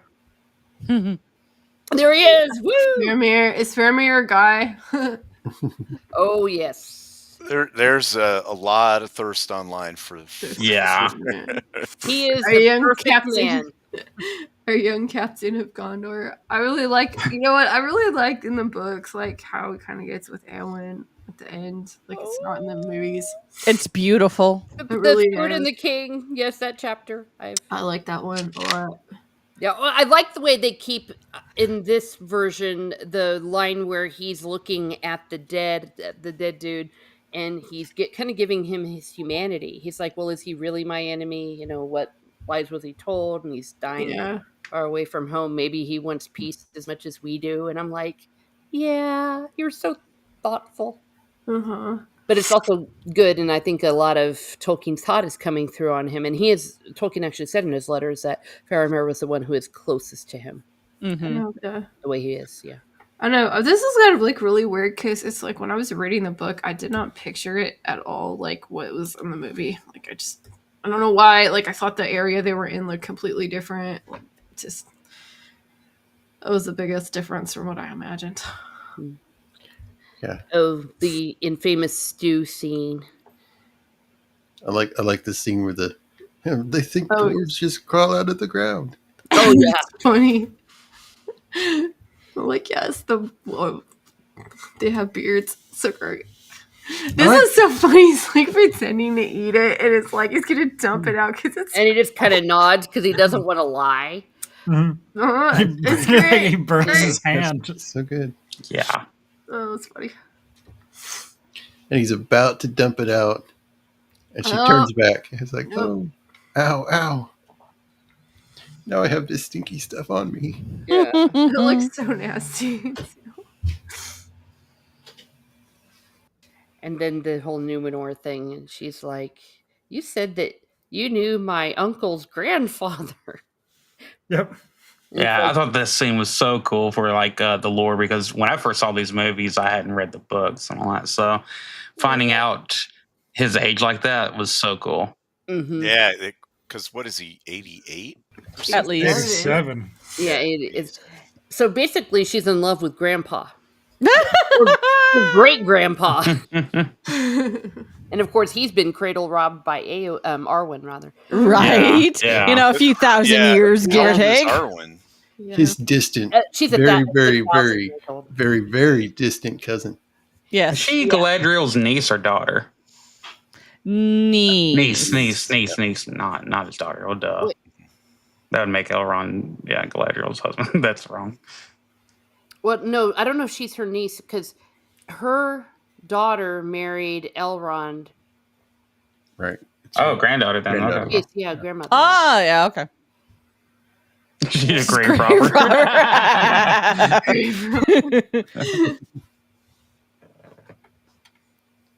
She's like, you're 87. Wow.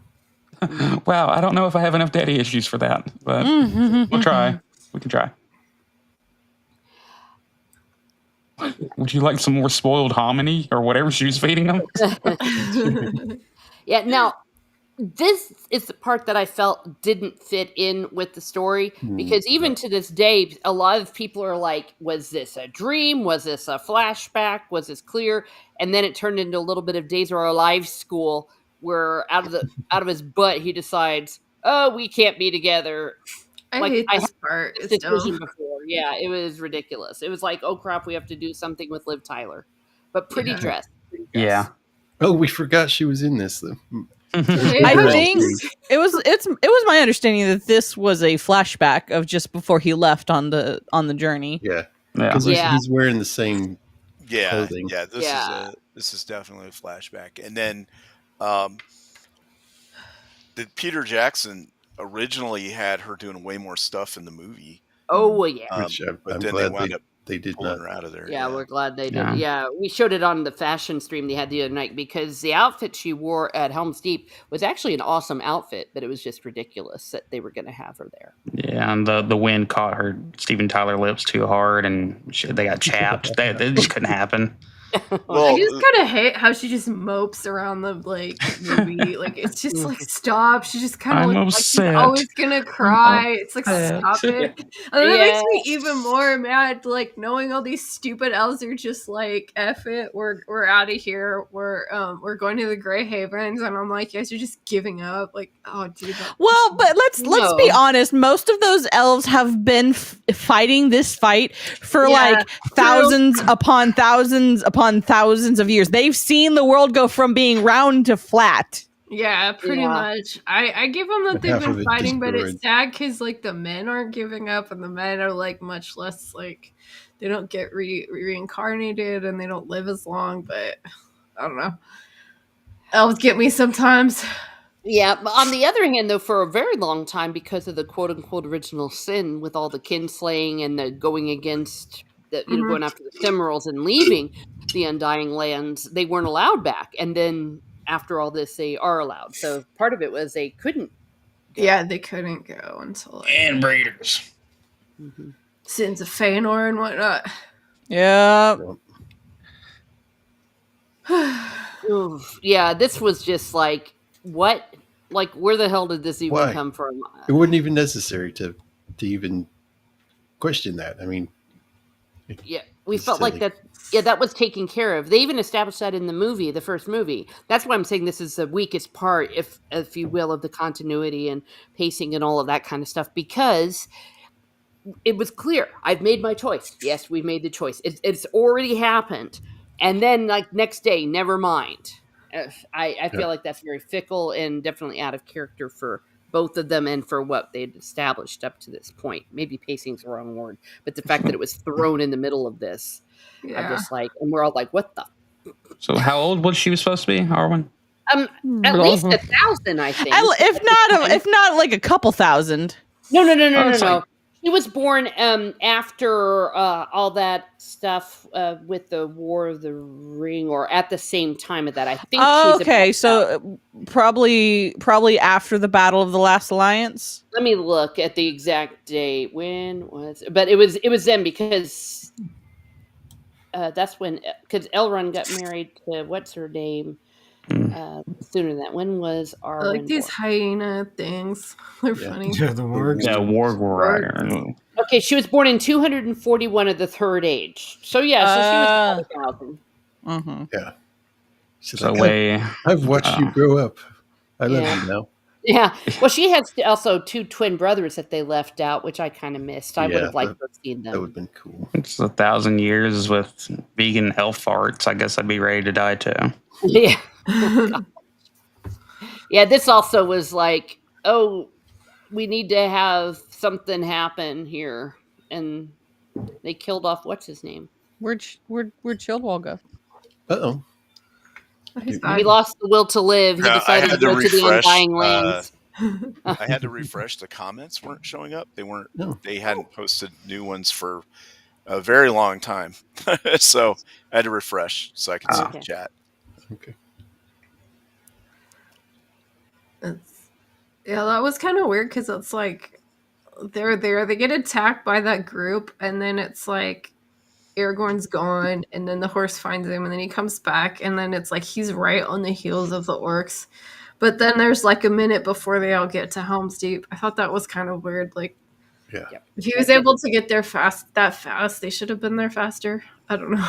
It's not a huge issue, but it was kind I've of always thought this was weird.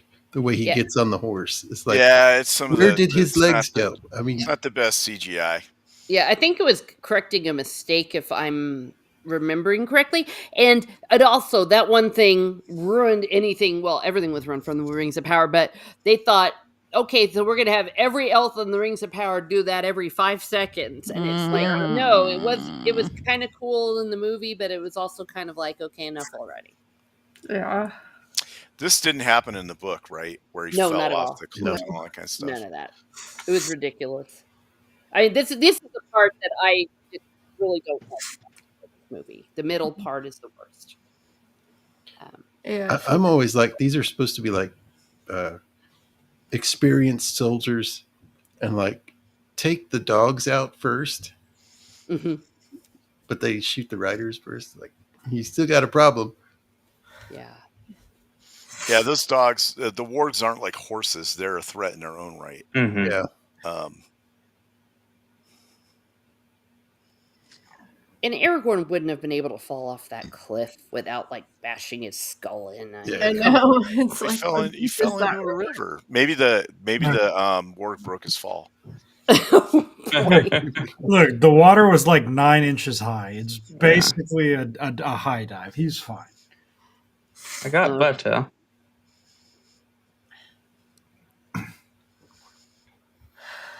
And then somehow the dude ripped the necklace off in the middle of all that. Yeah, I Yeah. thought that was kind of far-fetched. Yep. Yeah, and Theoden's like, kind of like Aemir. Well, Oh, well. oops. Guess we got to keep going. Yeah, that warg rider was another great character.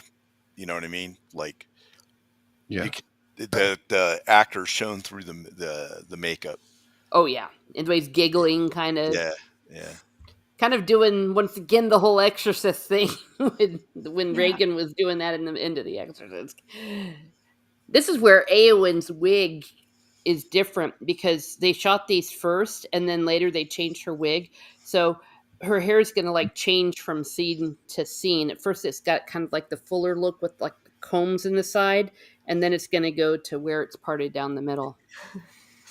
Which do It's you like like there. better? Yeah, that's Yep, the there first it look. is. And then it's going to keep changing back and forth because they changed the style, Right. and the other scenes were shot. Which later. one do you like better?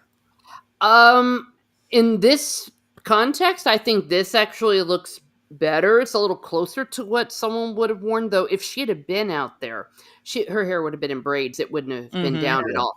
But it definitely wouldn't have just been lying flat. Right. Right. It wouldn't have worked.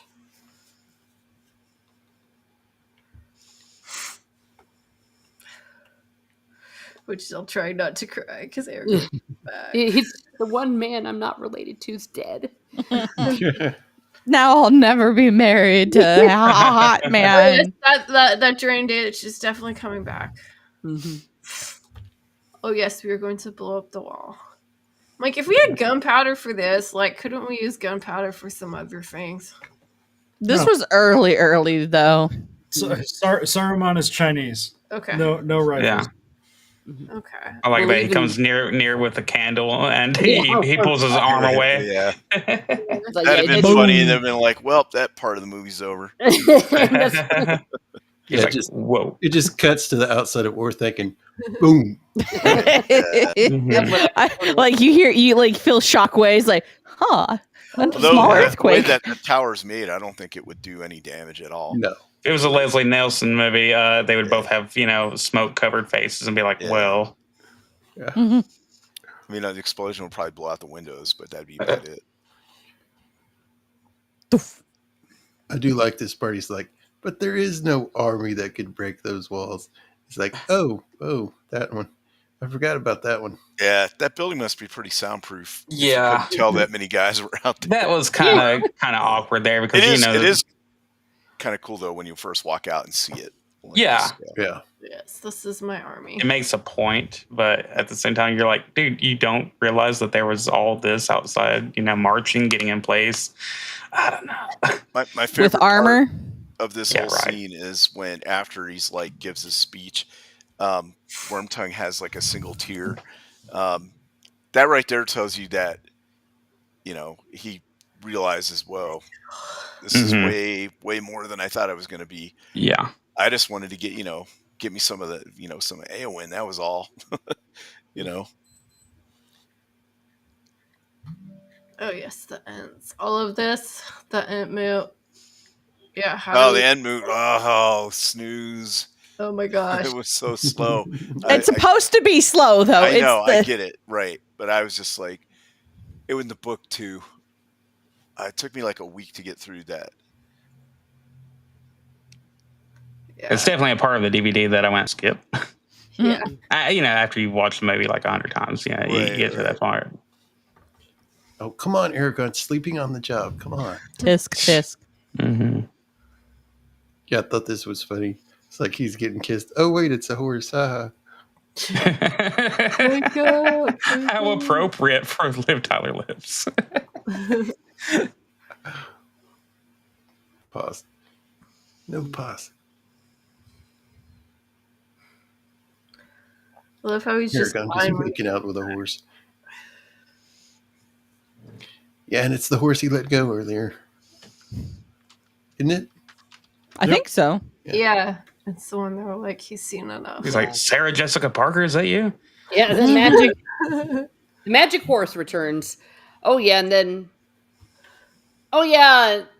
this I'm sorry, I hate this so much. I hate It's like, yeah, now that we're at it, get out of here, lose all hope. It's not like we haven't had this discussion 100 years ago. I know. Yeah. 1,000 years ago. Pretty aesthetics, though. Though I like this because it shows the epilogue, because this really does happen with Arwen. Mm-hmm. Yeah. And it sucks to be her when he dies, and then she just wastes away.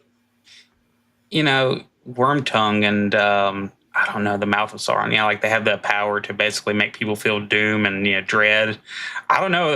Elrond's doing it pretty darn well. Yeah. It's Yeah. like, stuff is going to suck. Nobody's going to like you. You're going to smell like old Taco Bell in the back of a car. Oh my god. Yeah. It's like, Which I still like. There's a part of me that's like, I get that you're still sad that your brother passed away and you don't want the same fate to befall your daughter, but like, why are you pushing this hard? Like, come on, it's not Yeah. unprecedented. I know, right? Haven't you heard the sad story of Baron and Luthien? Right? Oh my god. Oh.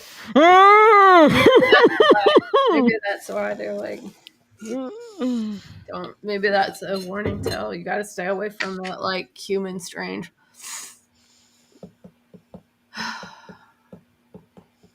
Yeah, and they did make Elrond like, you know, like, I don't want you around my baby girl or anything. Yeah, they really just added that in, I guess, to add, you know, some conflict, just like they did with the, you know, him falling over the cliff and all that. The whole Elrond basically being a very, you know, protective father over her seems kind of wild, and he had such a tragic life, you know. Yeah, I get it, but he's treating Aragorn, a direct descendant of kings, like he's a biker or something. Well, a direct right. descendant of his own brother. Right. Yeah. So like, it's kind of weird, but yeah, that city of Osgiliath, that really kind of teed me off too. yeah. It looks so like it's so ruined. What are we Not fighting for? that I'm fine with it being ruined, but where are the city walls? Yeah, I was going to say, there's a big dramatic moment where Feanor has to do a cavalry charge against this. That there are walls. Yeah. yeah. Like, where are they here? Where are the walls? This is supposed to be one of the primary cities between Minas Tirith and Mordor. So it's always getting attacked, even in history and stuff. So where are the walls for it? Like, Yeah. I don't know. And then there's no fields around it, so I don't know what anybody here is eating. Also, correct me if I'm wrong, Osgiliath was the city that had the big bridge with the really big palantir in the middle of the it fell in the water, I guess. Mm-hmm. Okay, yeah. But yeah, I don't really. that was one thing I had with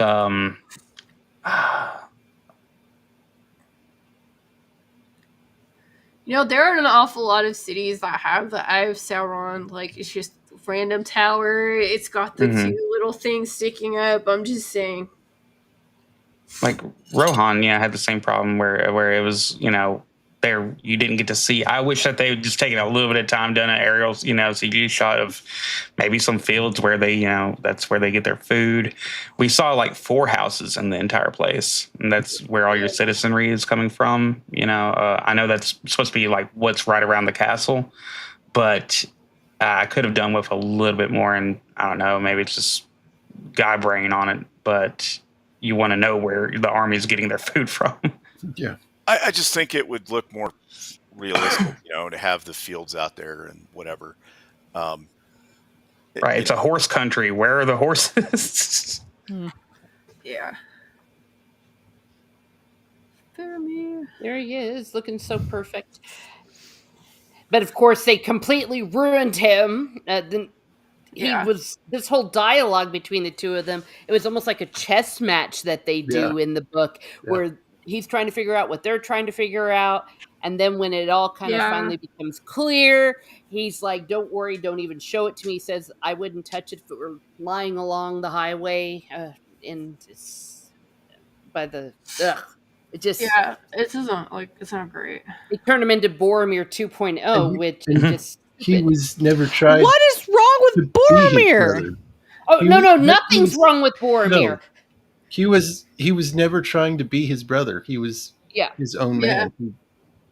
Yeah, Boromir had his own story and stuff, but it was like that they just tried to retread what was already done with Boromir instead of making him as he truly is. Now, this was where I believe they did some pickup shots, because they did show that scene with him and his father in The Return of the King where he says the line, you know, that he would not touch the ring. But I was also like, well, dude, you tried. But yeah, he was not tempted by the ring. He didn't try to get it. He didn't change his mind. But I like the dream, though. This was true. This is what happened. Faramir was a dreamer. He had all sorts of things. He dreamed about the One Ring. He actually shared the dream with Boromir. Boromir had it once. But yeah, the broken thing. And The broken heart. He was a very mystical character. He's the only character that we see in the books actually doing almost a prayer before they eat. That's the only time that you see something resembling religious practice showing up in the story. Yeah, they like stood up and faced the west. Yeah, before they ate, and I think like put their hand to their chest or something, Yeah. or very quiet. But yeah, so that's who Faramir is. He's not this guy who's just, Daddy doesn't love me. I'm gonna try to be Boromir and all that, you know. And Denethor wasn't as bad as they portray him in the. No, he in wasn't Infinity psycho either. either. No. But I Yeah. do like this scene though because it shows the genuine affection between Boromir and Faramir. You know that they were Yeah. really close Yeah. brothers, and stuff. So we actually get to see them interacting because we never get to see this in the book. No. So this is a good addition. The other thing about the Gondorians is their regular soldiers. Their armor is so good, like Mhm. the wealth that they would need to have everybody suited in that is just crazy. And it should be. It looks way superior to anything that Orcs have. Yeah. And I do like. I have a book that shows like the way they made armor and stuff for the movies. And there's a picture of orcs, and they have like mixed match armor, and some of them have this armor on, like pieces of it. Oh wow, I thought that that's was cool. Apparently, that two people were the only ones who did all the chainmail by themselves. It's amazing. Yeah, I remember reading about that. I know they started making the weapons and armor like in 1998. Wow. Because they knew that they had to have it. The Weta Workshop, they had to have so much of it done. One of the first websites I ever visited, that was trying to look stuff up, was for this movie, and it showed examples of like the swords and the dagger that Aragorn has, the curved one, Yeah. and what that looked like and everything. So I really I admire the orcs' dedication to like rusty bits of sheet metal. Like, Yeah.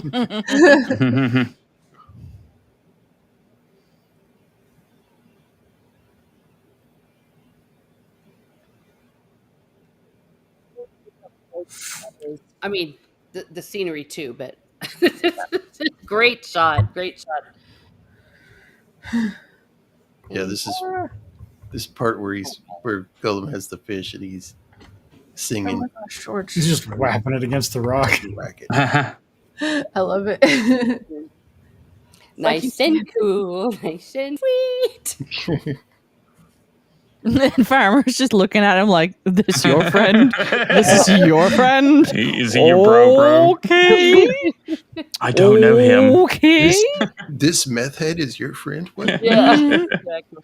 There's thought- some good lines in this. Yeah, I thought it was like in the book there was like so much more sense of danger than in the movie. Oh, I'm like, they're just probably gonna let them go. It's okay. But in the book, you're like, oh my god, like this is bad. yeah. Well, and we weren't entirely sure. They weren't entirely sure. That's just what I like. It's just so well crafted the way it goes, and then we finally figure out, okay, it's going to be cool. That far more depth. Oh, poor little Gollum. Farmer's still looking like, this guy? This guy? Really? Meth head here. The feelings of pity.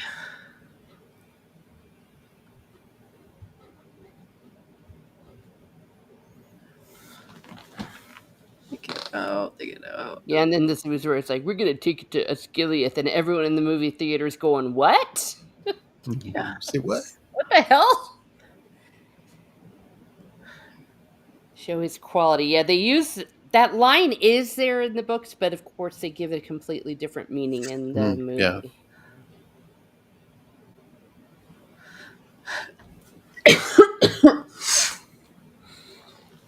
Not to beleaguer the point. Oh, here he comes. Here's the Hurley. Here it comes. The same place they were going to have Minas Tirith. Yep. Yeah. Pretty scenery. So Good music, of course. Always good music. Dun, dun, dun. Mm-hmm. I like this. The gimmick's like, I'm going to kill him. Yeah, exactly. Yeah, I would want to kill him too. And he's like, "You're the most reckless man I've ever known." How dare you be dumb? I would have shored that gate up a lot more. Like I'd have been like, all right, there's literally no reason to even open this thing. So we're just going to pile a bunch of stuff up in front of it. So even if Yeah, the really. doors are down, there's no getting through. I know. When I looked at like how this played out, I'm like, there's so many tactical things that don't make sense. Like, how come you guys don't have like artillery inside there? Like, how come you're not like throwing like boulders down the hill? Like, I don't know. Well, the biggest thing is that even though the deepening wall gets breached, up to get in there is a one-person wide doorway. Mhm. I know, on like, two ends. Oh, yeah. There's unless they scaled the walls up to there, you could hold that yeah, definitely. seriously. So I don't know how they got to the main like inner doors of the one keep part. That's the same thing in the third movie with Minas Tirith. It would take them like way longer than they did to get to the top of that thing because of the way the streets wind through. You'd have to bust through like 8 or 9 gates just to get up there. Yeah. So I hate to go like too off topic, but that real time strategy game Battle for Middle Earth, like you can set up everything if you build it fast enough, and like you can actually stop them from breaching the wall. You know, like it's just all of us planned ahead way better than they did, and that's sad. Well, I mean, I get so you in didn't fairness, expect nobody was expecting a bomb. Like, right. This was a technological leap forward that nobody was ready for. That part's fine, but you still have the Hornburg part, right? Which is the round keep part, and it would take them way longer to breach that. They'd have to put ladders or something up. Well, yeah, they have like this whole rolling thing that's meant for it. You know, they have trebuchet. Yeah, they have all kinds of things to do it with. You know, it doesn't have to be a bomb, but it seems kind of poor. But then again, the people who might have left the lands, you know, if we kind of think about it, the people who might have left lands under, you know, Theoden being kind of screwed up for a while, and you know, the nation failing, all the different wars going on, you know, with recent uprisings of orcs and all that, then maybe that was part of the problem. Yeah, I do love this part showing all the different types of trees or hints. Yeah, I like the kind of one with like more leaves on them. Yeah, I like the willow one. He's cool. The little short one. That's cute. Well, there's kind of like a fatter one. Yeah. Yeah. Like that. I had this horrible thought when we were watching this, like later on when the trees attack Isengard, but I was like, oh my god, is this where they got the idea to flood out Mount Doom and Rings of Power? Yeah, maybe. Yeah, they broke the dam. Yeah, back there, that was when Awen's magic wig changes. Like her hair is one way in that scene, then the next. Now, if I recall correctly, so the caves that they put them in, there's another opening somewhere on the other end, right? They could have escaped, yes. In the movie, yeah, but they weren't like there in the book. They were back in they weren't there in the book? They were back there safe in Rohan with Awen helping them all out. Yeah. Oh, right. Okay. All right. Yeah. Okay, so they were in Edoras or somewhere else? They were there, and I think, they ended up leading him to Dunharrow. So that's what Eowyn was in charge of. Right. And that dialogue between her and Aragorn happened in the Two Towers, right? I'm sorry, the Return of the King, right before he left for the Path of the Dead. Okay. Yeah. So in the book, they just bait all the orcs into this fight. Well, not exactly, because it's kind of the other way around. Well, they tried to make it. What did they make it? They made it that Theoden was the reluctant one, but it was actually the other way around. Theoden. I'm glad they put this poem in the movie. Yes, yes. Yeah, great. That was great. Cool. Great poem. Yeah. Yeah, these are the moments where you start to feel the mythological magic, if you will, just shine through. And then look at the light and the scenery, and as he's putting on his armor. I'm just glad he didn't sing it. Oh, yeah. He breaks out into song. Got total eclipse of the heart right behind him going on. Yeah. I mean, this battle it's amazing. It's amazing the way it's filmed, and I remember just being so thrilled watching it. That's cool. But we all know that it was different, obviously, in the book. And you had Aemir there, but the ending with the White Rider. Mm-hmm. Yeah, I was disappointed, I must admit, in the Entmoot, because I thought it was just so badass in the book when they were all humming and hooming and whatever they do, and then you see the hobbits just suddenly hearing this thunk thunk thunk. It's like this big roar. I mean, of just all the Ents coming to life to go on to march on Saruman. Well, and here they're like, nope, we're not going to do it, and they're like, but you have to, and then they had to trick them into doing it. Yeah, they got rid of the Ent. What was that Ent's name? Sunshine or something? The very kind of wild one. Totally just got rid of that one. Didn't even consolidate it. Yeah. Yeah. Oh, there's that kid. The kid. It's like, are we gonna be okay? It's like, sure, there's always hope. Doesn't he say that he's the son of Hama? Yeah. And didn't that guy get eaten by a warg? Yeah. In this version too, yeah. So I always wonder why Aragorn doesn't go, yeah, there's always hope, though your dad's dead. Your dad's dead. Yeah, I didn't tell him. It's messed up. Whoops-a-day. It's like, this is a great sword, dude. Oh, I love it. It's gassing that thing up. This is a good sword. Bro, we have eyes. It is not. That thing smacks one other sword, and it's gonna.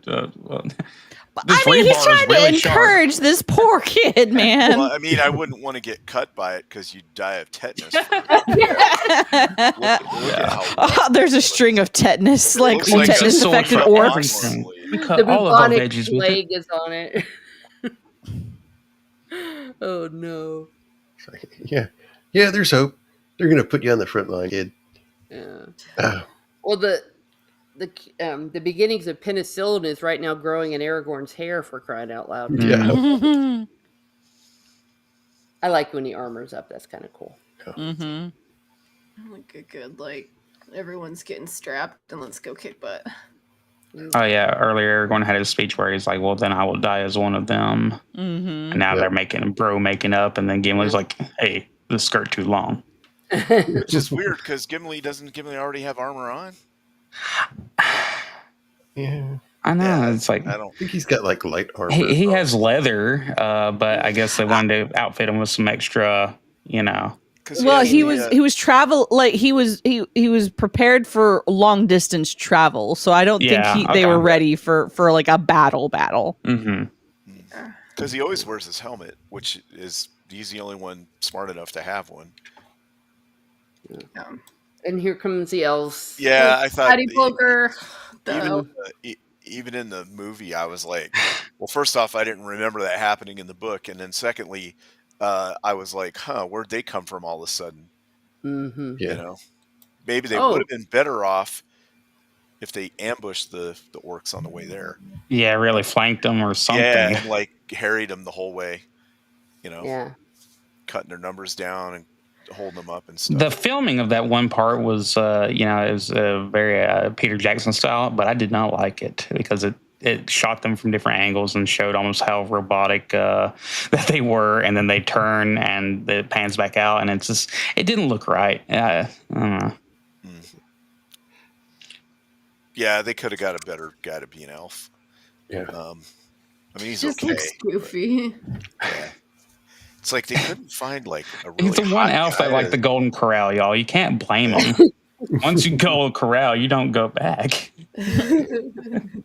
I still I like the thought, most of these elves have probably been alive for so many thousands of years, seen so many battles, and now they're just like, welp, this is how we all die. Yeah. Like, hey, I've been waiting for this. Hello, my old friend. It's. But they wanted to have some elves in here, but Well, they were actually fighting in Lothlorien at this. There were elves fighting in Lothlorien, yes.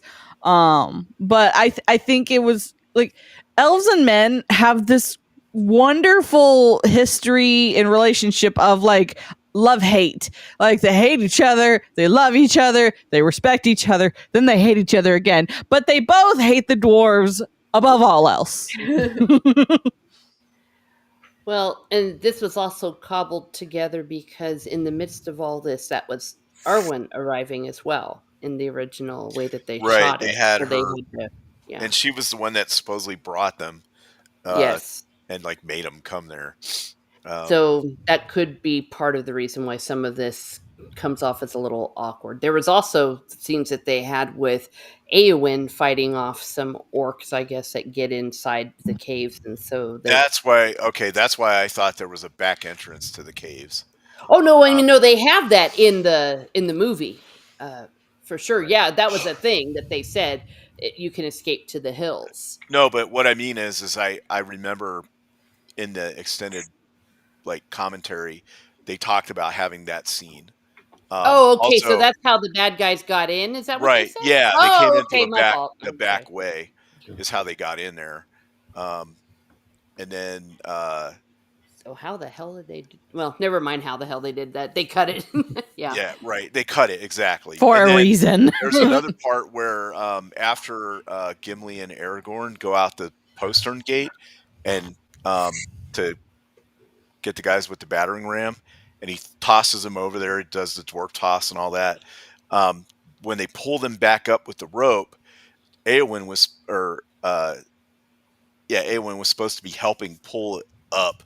Liv Tyler's was doing the actual stuff, and they digitally removed her from that. Oh, you mean Arwen? Yeah. Arwen, yeah, that's what I mean. And she was also riding out with them at the end, and they CGI'd like another elf kind of over her. You can see some of those behind the scene things. Right. Yeah. They also did say in the commentary about the stuff with Eowyn that they decided that they wanted to wait for us to see her fight when she fights in the Return of the King to make it more dramatic, that she finally gets her moment. Then. Yeah.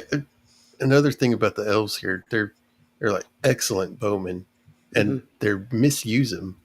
They should be along the entire wall. Yeah. I didn't think they have enough room for them all. Yeah, that was my understanding. There just wasn't enough room. Right. Well, they should have knocked some of those 12-year-olds out of the way. Yeah. Yeah. Yeah, they got grandfather Tom over there loosing his shot early, but they couldn't put the elves there. Oh yeah.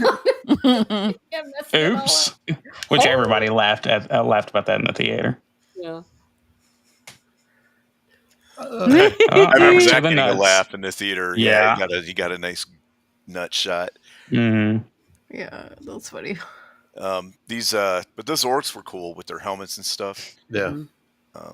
Meat's no longer on the menu, boys. It's just take a long time to talk. And we're back to the ends. We've decided you're not orcs. Cool. Wonderful. It's great. But like I still love the scene because like to me, I imagine that this is what an Inklings meeting would look like, besides like there'd be more like smoking of pipes and stuff. But like they just Tolkien, Lewis, and all the other Inklings just sitting there just like, yes. Very good. I've decided it's not an orc. Our orcs, cool. In fact, I'm going to put hobbits in my book now. Oh, yes, very good, sir. Oh my gosh, the Olympic torch guy. I don't know why he's funny. Dun, dun, dun, dun, dun.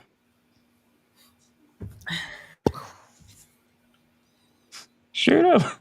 Oh yeah, boom! There it goes, the Olympics. I give this guy credit. He hit that thing at like a horizontal dive. He must have like really like plunged that torch in there because the opening was on top. It's like a Magic, babe. Orc magic. Yeah, he was the best in the orc baseball league, so they knew he could take a dive. Of course. Great shot. What I would have done was have that explosion be bigger and do more damage, and that would have explained how they were able to breach more of the fortifications. Yeah.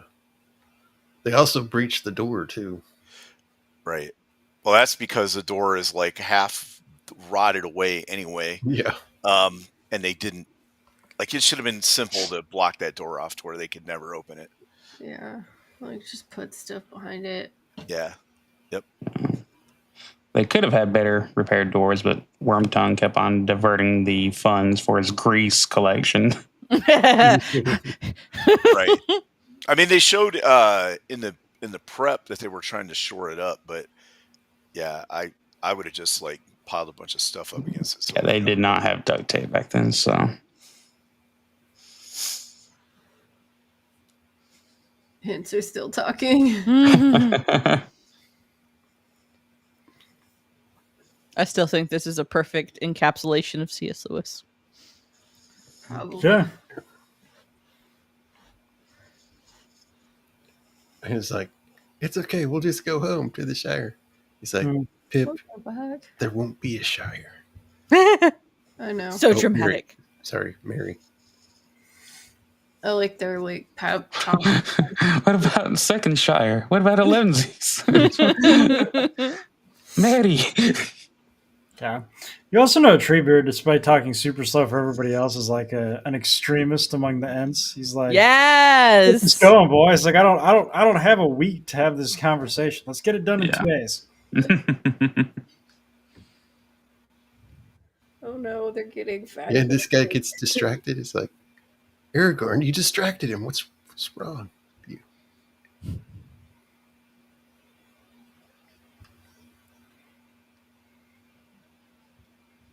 The shitty like ladders, and then they get the not shitty ones with the like grappling hook things. Yeah.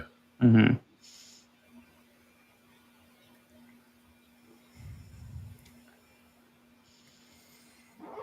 They really struggle with this gate, by the way. Yeah, this door. Yeah. It's rough going for a minute.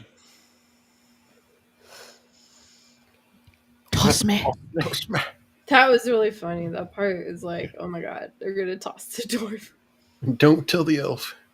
I'm just glad they didn't include like a bowling pin sound whenever he knocks them out. Well, I like the fact that they included a postern gate on the defenses. Yeah, that's cool. Because that's very realistic, especially since it blends into the wall. Mm-hmm. So you can't really tell it's there. And they use it for exactly the reason that it's there for, is to get in and out of the castle being unseen.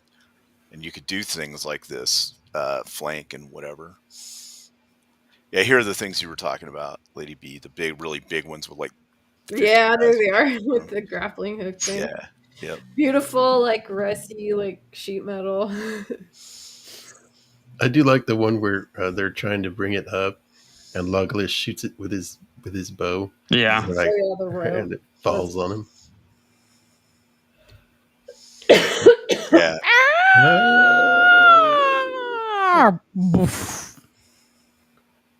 Yep, I think Legolas wins the numbers game there. Yeah. Right there, yeah. How many are we counting that as one, or It still only counts as one. It only counts as one. After I saw that, I never used an extended ladder again.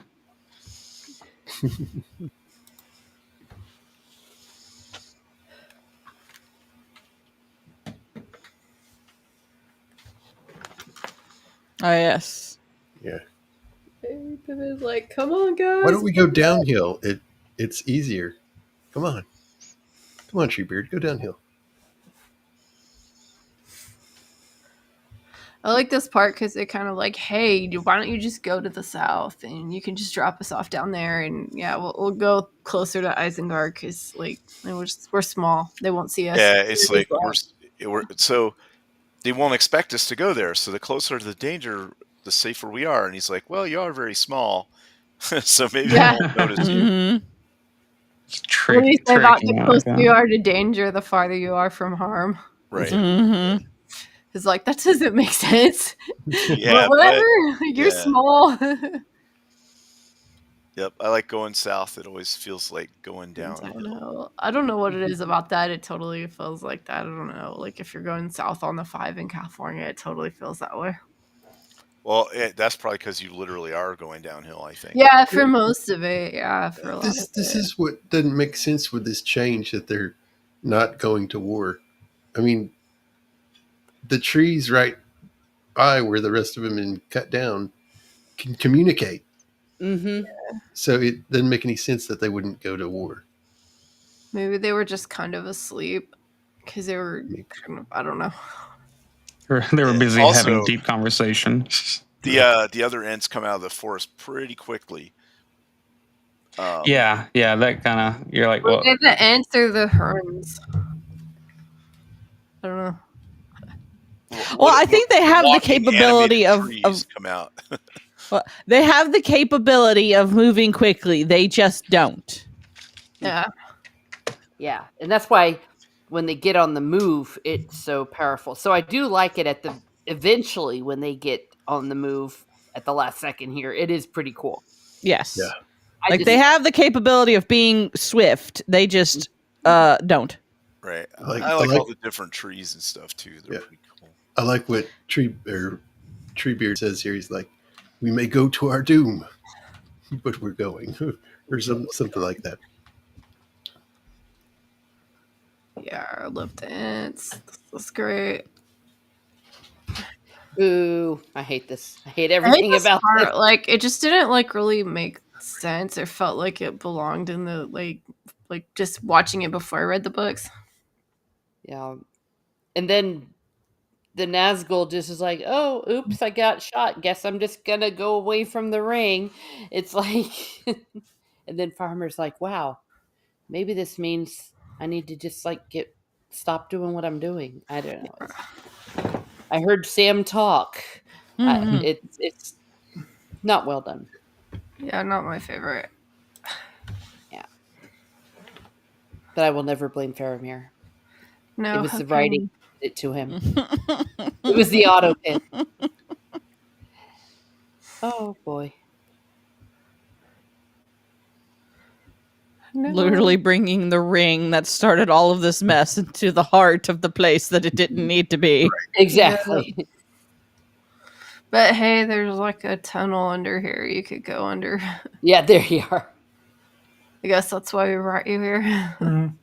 If anything, I do give Faramir credit. He at some point in this movie just realizes, like, okay, this is above me. I just need to wash my hands of it, or I'm going to make a mess of this thing. Mhm. Also love this scene because, like, Yes. Aragorn's like, all right, we got to do something. And Theoden's like, yeah, we should totally do, like, a dramatic suicide to kill Yes. everybody. And everyone's Yeah. like, For glory. well, I was thinking, like, we're going to do it to save your people, but, like, I for like- death or for life, sir. love where your head's at, buddy. Like, Yeah. Right out. Yeah. I'm like right, almost close, right in line. It's with you. still it like to me kind of in just a tiny way like reminds you like Aragorn's older than this man. Yeah. Yeah. Like, listen, son, you're gonna listen to me. Listen, little boy. I know you're what, like 70, but I am your senior. Yeah, he's like, he'd be like, I love the enthusiasm, but let's dial that down a little bit. Okay. Yeah. But writing young voices in the whippersnapper. house is awesome.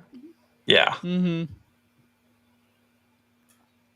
And the sound of the horn. Yeah, I love that. This is It's so cool. This is very cool. I don't know if this guy has the lungs to pull this thing off, but He's a dwarf, of course he does. I was thinking, like, that might be the best thing for the dwarf. Like, plus, remember, he's spent the last week running cross country for like True. months at a time. This might be True. the most this might be the dwarf with the most wind in his lungs ever. No other dwarf has done this level of cardio before. Yeah. Correct. Oh, Might yeah, be regretting Gandalf's that pipe back. weed. Yep. Gandalf's back. My So thing bomb. was when they charge out with the horses, like they go a little Rohirrim! too deep into the formation, like they're just knocking them over like they're pinball. I know. Mhm. Also, Yeah, I this is love a that. very steep hill. I was- I'm not sure these horses. Oh yeah, I was they're- gonna- you know how many would have broken their legs and just Right. flopped Yeah. around that thing? They're being dramatic. They're Yes, on a it's disbelief, but of 70%. course, it's very symbolic with the white rider and the bright light, and Yeah, they're on a 45% decline. There is no brakes on this thing. Yeah. Yeah. I will also say, like, Gandalf, Gandalf got there. He was like, okay, the sun's not going to come up for another 20 minutes, so I just need everybody to chill behind the bridge.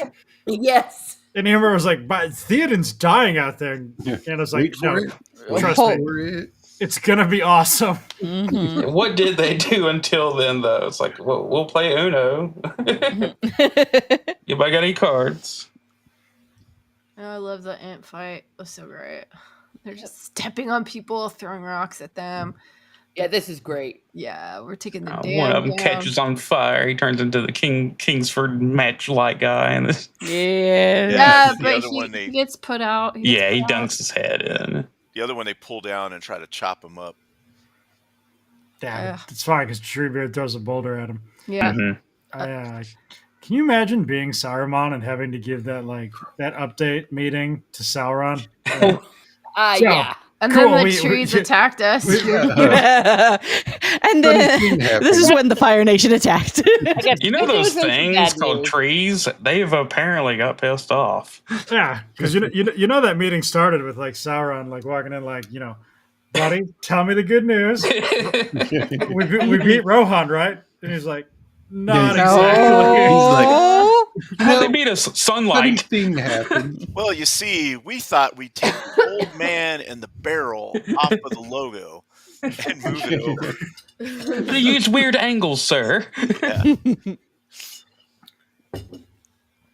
Yeah, so apparently, remind me, Miss Teresa, that it was Yavanna that was the Maiar of the forest, right?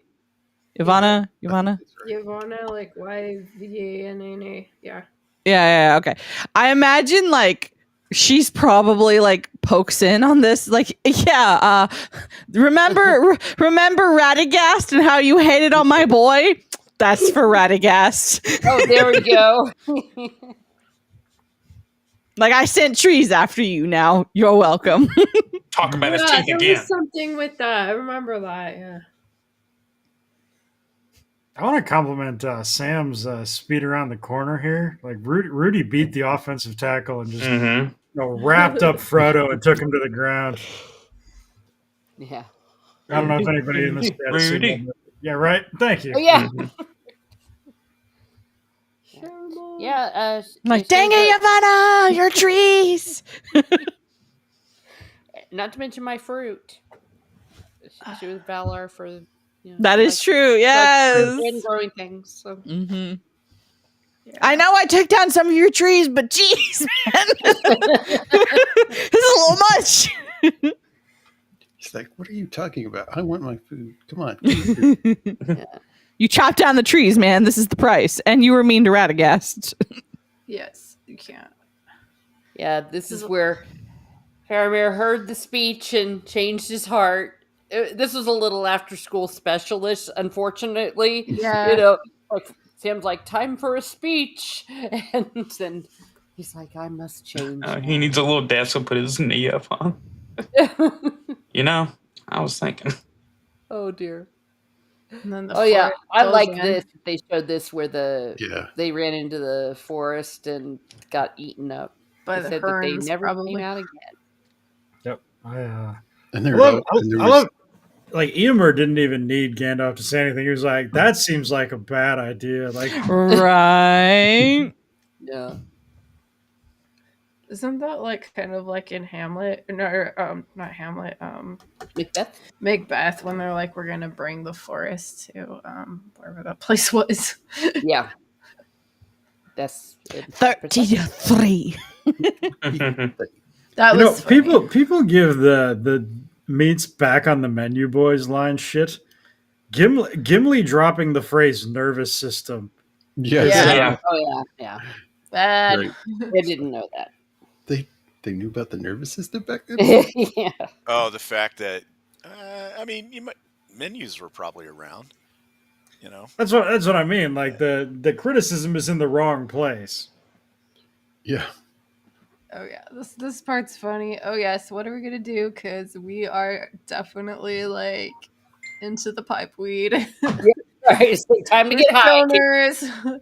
We're gonna eat and we're gonna get high. Pipe weed.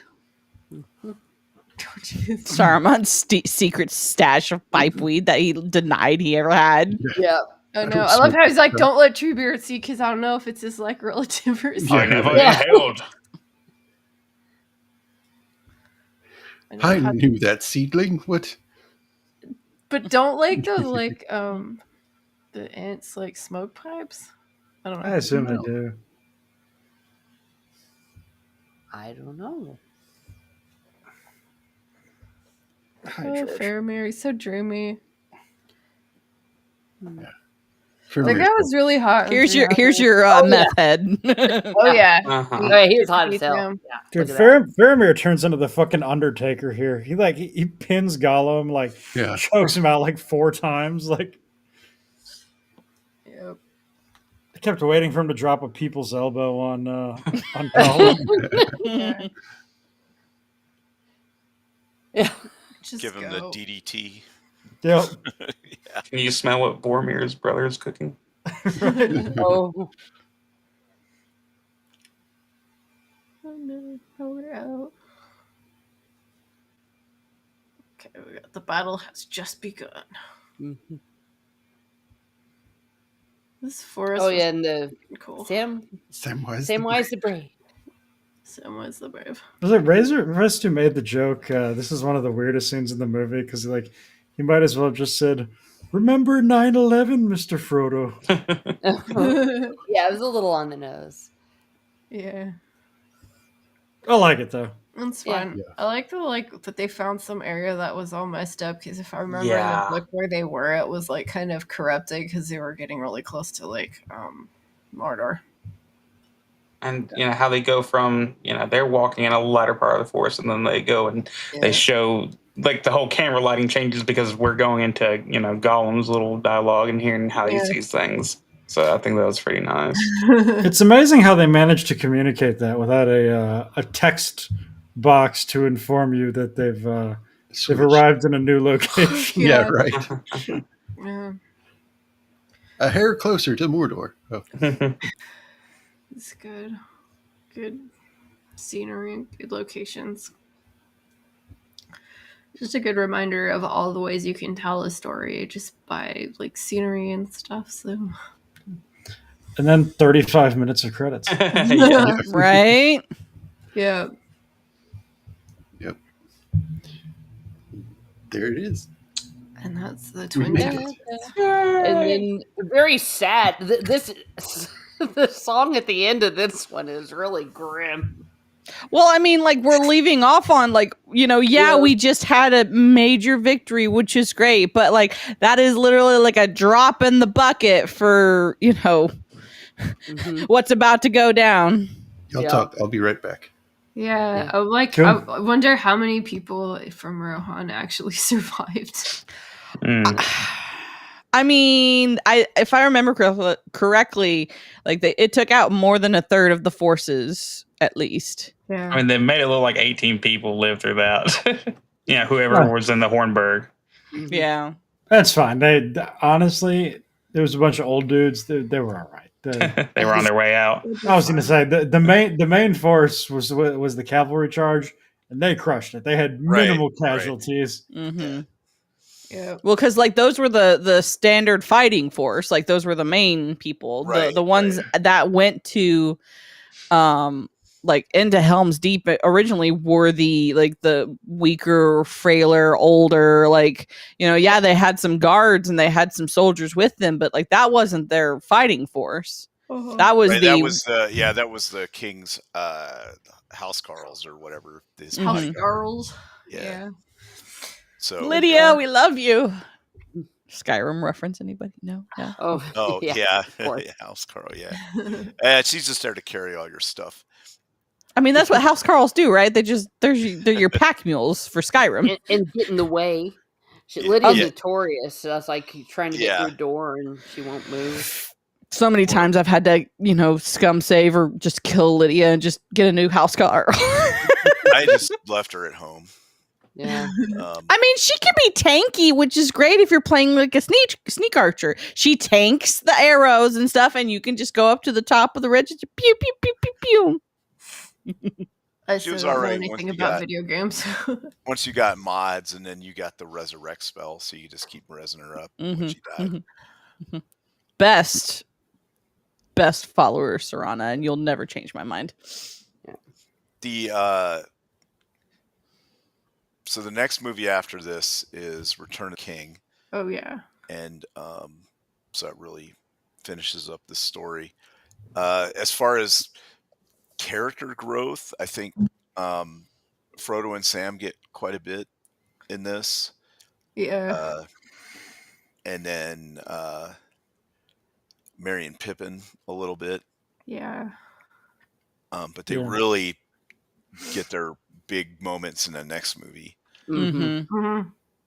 And then I feel like Legolas even got a bit of a character development here. Yeah. Yeah, It's a little bit. he was a little mad. I kind of wish it would have been like Aragorn, bro. There's a reason we were talking in Elvish and not English. Like, yeah, Yeah, that's funny. That's funny. Like, then I will die with him. Like, huh? What did he say? Yeah. that Yeah, doesn't I sound didn't say it good. for dying. What are you talking about?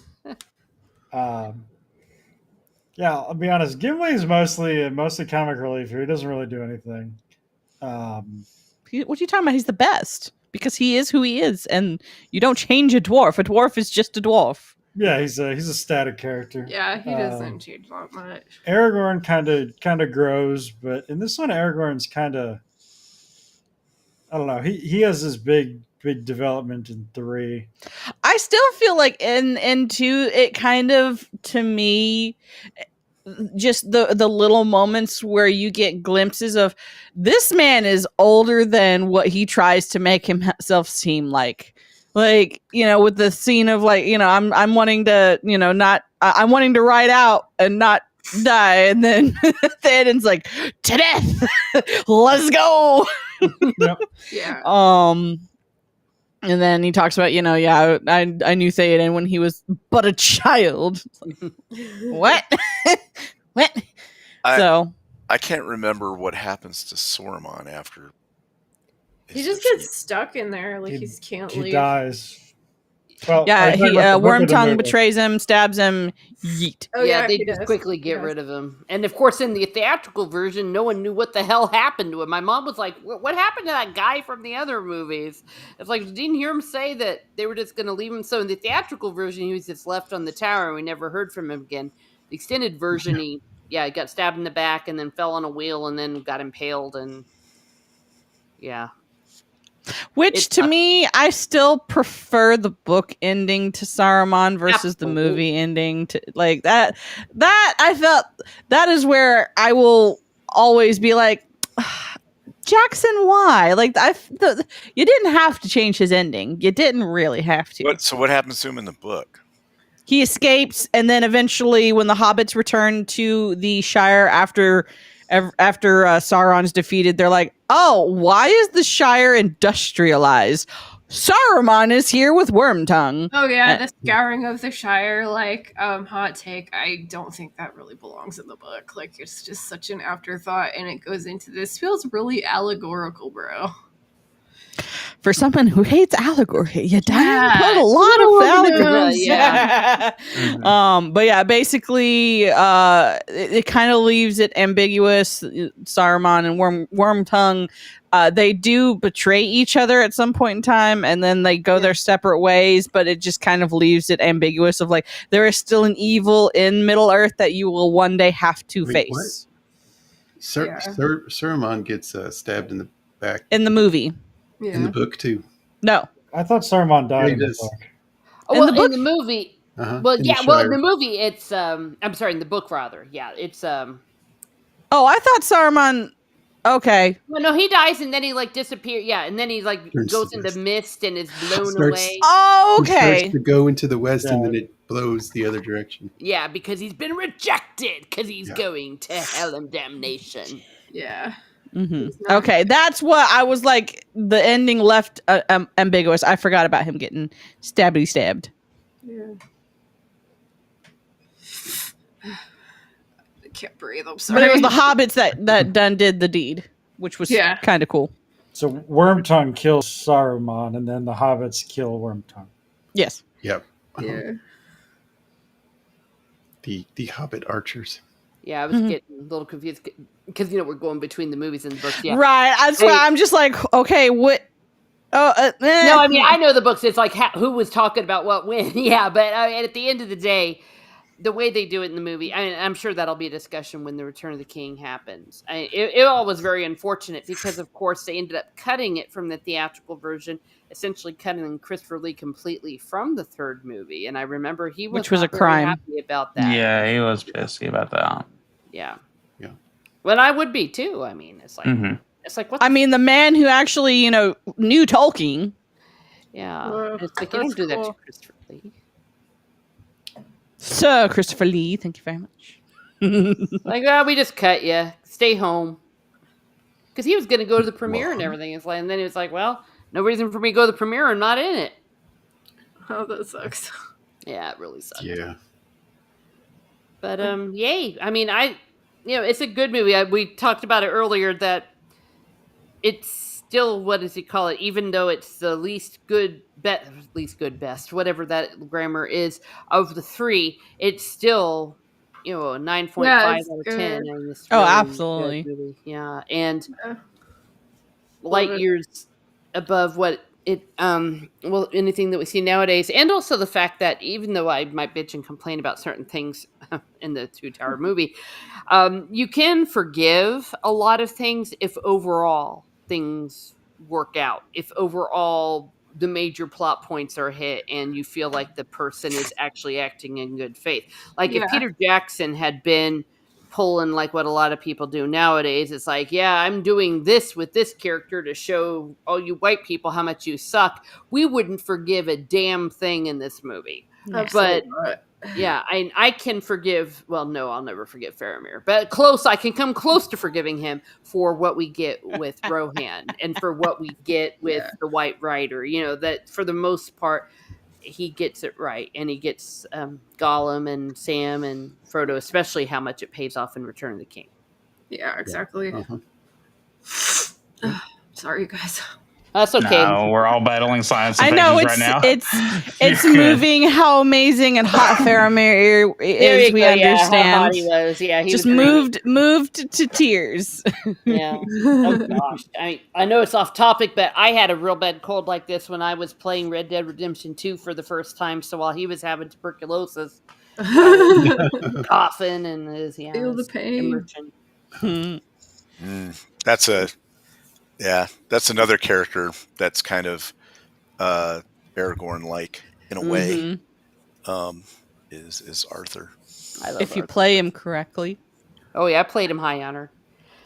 He's my man. I cried so hard.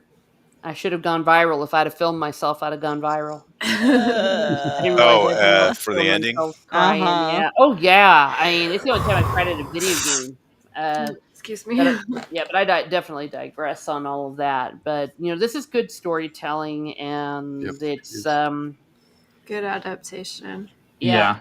It's the best one you'll probably find. Oh yeah, Mhm. they'll never. This is the best we're gonna get. And I even remember at the time, even though I was ranting and railing about some of these problems, I knew that this was something to be enjoyed. This was something that came once in a lifetime.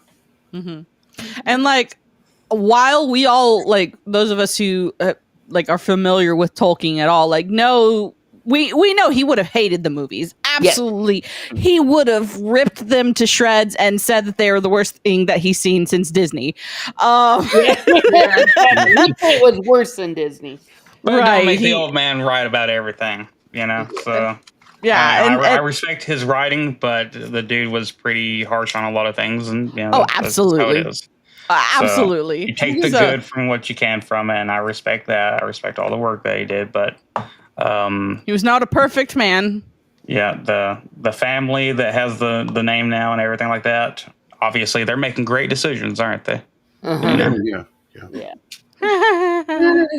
If only he cared just a little bit about the other rights besides the book rights. If only just a little bit more of him. Yeah, definitely. Oh. So yeah, that was great. I really enjoyed having y'all on and talking about this movie. Yeah, thanks for having Yeah, us absolutely. on. Thanks for setting this up, man. Waka waka.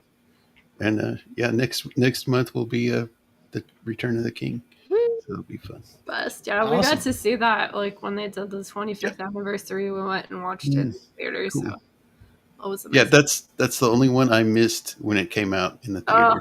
I think we all cried. Even old husband here. It was sad. We all cry. Yeah. So yeah, let's go around the horn and say if there's anything going on. Shieldwall. Hey, thanks for having me on. Great panel tonight. Great movie. Always a pleasure being here. On Thursday, I'll be on Roman of the Empire's channel at 5 Pacific Standard Time, and we'll be going over the movie Brightburn, which I have not seen yet, so I'll have to watch that prior to. It'll be my first viewing of that. And then next week, on Tuesday, I'll be on this channel, and I think, or is that you're going to be your anniversary stream, or is that? It is. Okay. 2 years. 2-year channel anniversary stream. So he's setting that all up. So I'll be here for that. It should be a good time. And that's all I got. But yeah, thanks for having me on. Yeah, definitely. Mando. Hello. So tomorrow I am probably going to be on my Kick and Twitch channel streaming the game Phasmophobia, where you are supposed to be technically hunting the ghost, but most of the time the ghost ends up hunting you, and it's great. It's fun. I keep dying, but hey, it is what it is. And then I will be also on Roman of the Empire's channel on Thursday talking about that movie that I have not seen either.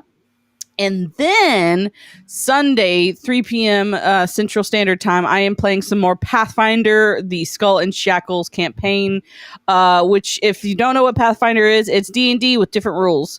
And the Skull and Shackles campaign is a pirate campaign, and somehow I am the captain of this pirate ship. We're about to take over an island rock because yes, and we have a manticore on our ship. Because yes, it's a lion, so it's kind of on brand. Let's be honest. That's cool. And then I'll be back here. That sounds interesting. Yeah. So I have a high charisma character, and I convinced the manticore to join our crew, and we would feed it evil people. That's awesome. I really I like D&D a lot, and I've heard good things about Pathfinder, so I'm like, Yes, Pathfinder to me it has much better rules. Yeah, I'm not really a video game person though, so we'll see. Cool. So, Whitecloaks and Lady B, y'all got anything? I don't think so. I might be on Zach's tomorrow night, but I am like super sick, so maybe not. We'll see. I hope you get to feeling better. That stinks. WhiteBear, what do you got? So Monday, Tuesday, and Wednesdays I stream from about 9 a.m. to 3 p.m. Either Project Zomboid or Stardew Valley. Either way, so that way I can farm in real life and farm in video games because that's the way to live, right?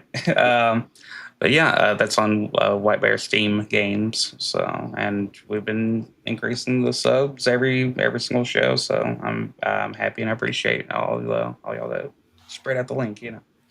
Cool. Miss Martin. Oh, well, same old at Miss Martin Muses, as going through books and things that I like to read. And a few years ago, I went through all of the Lord of the Rings books and the Silmarillion. And so if in The Hobbit. So if anyone wants to maybe check out those playlists, those are still there on my channel. I'm going through the Wheel of Time. I'm now currently on book 11 of the Wheel of Time. So I think I will reach my goal of finishing it by the end of the year. So I'm very excited about that. I've been reviewing that on my channel.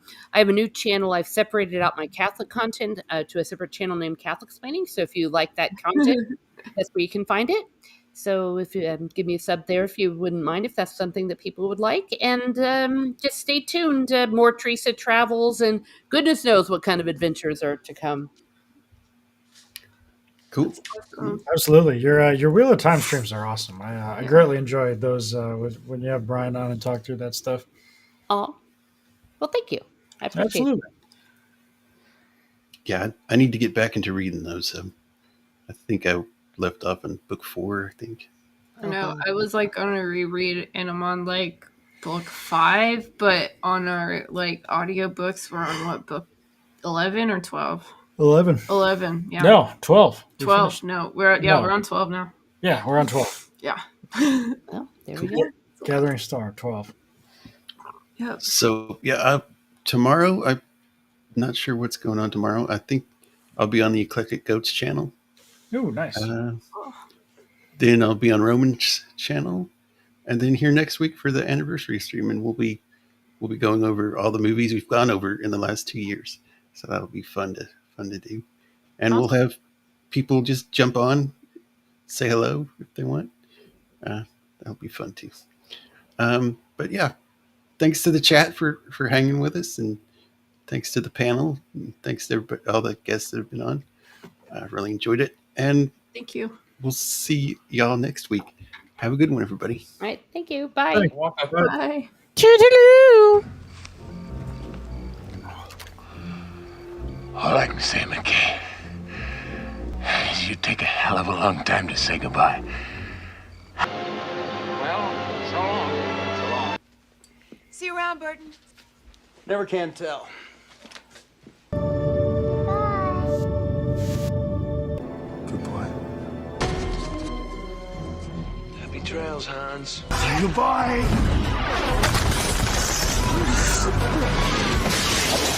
Good boy. Goodbye, bro. Goodbye, Arab. Goodbye, Northman.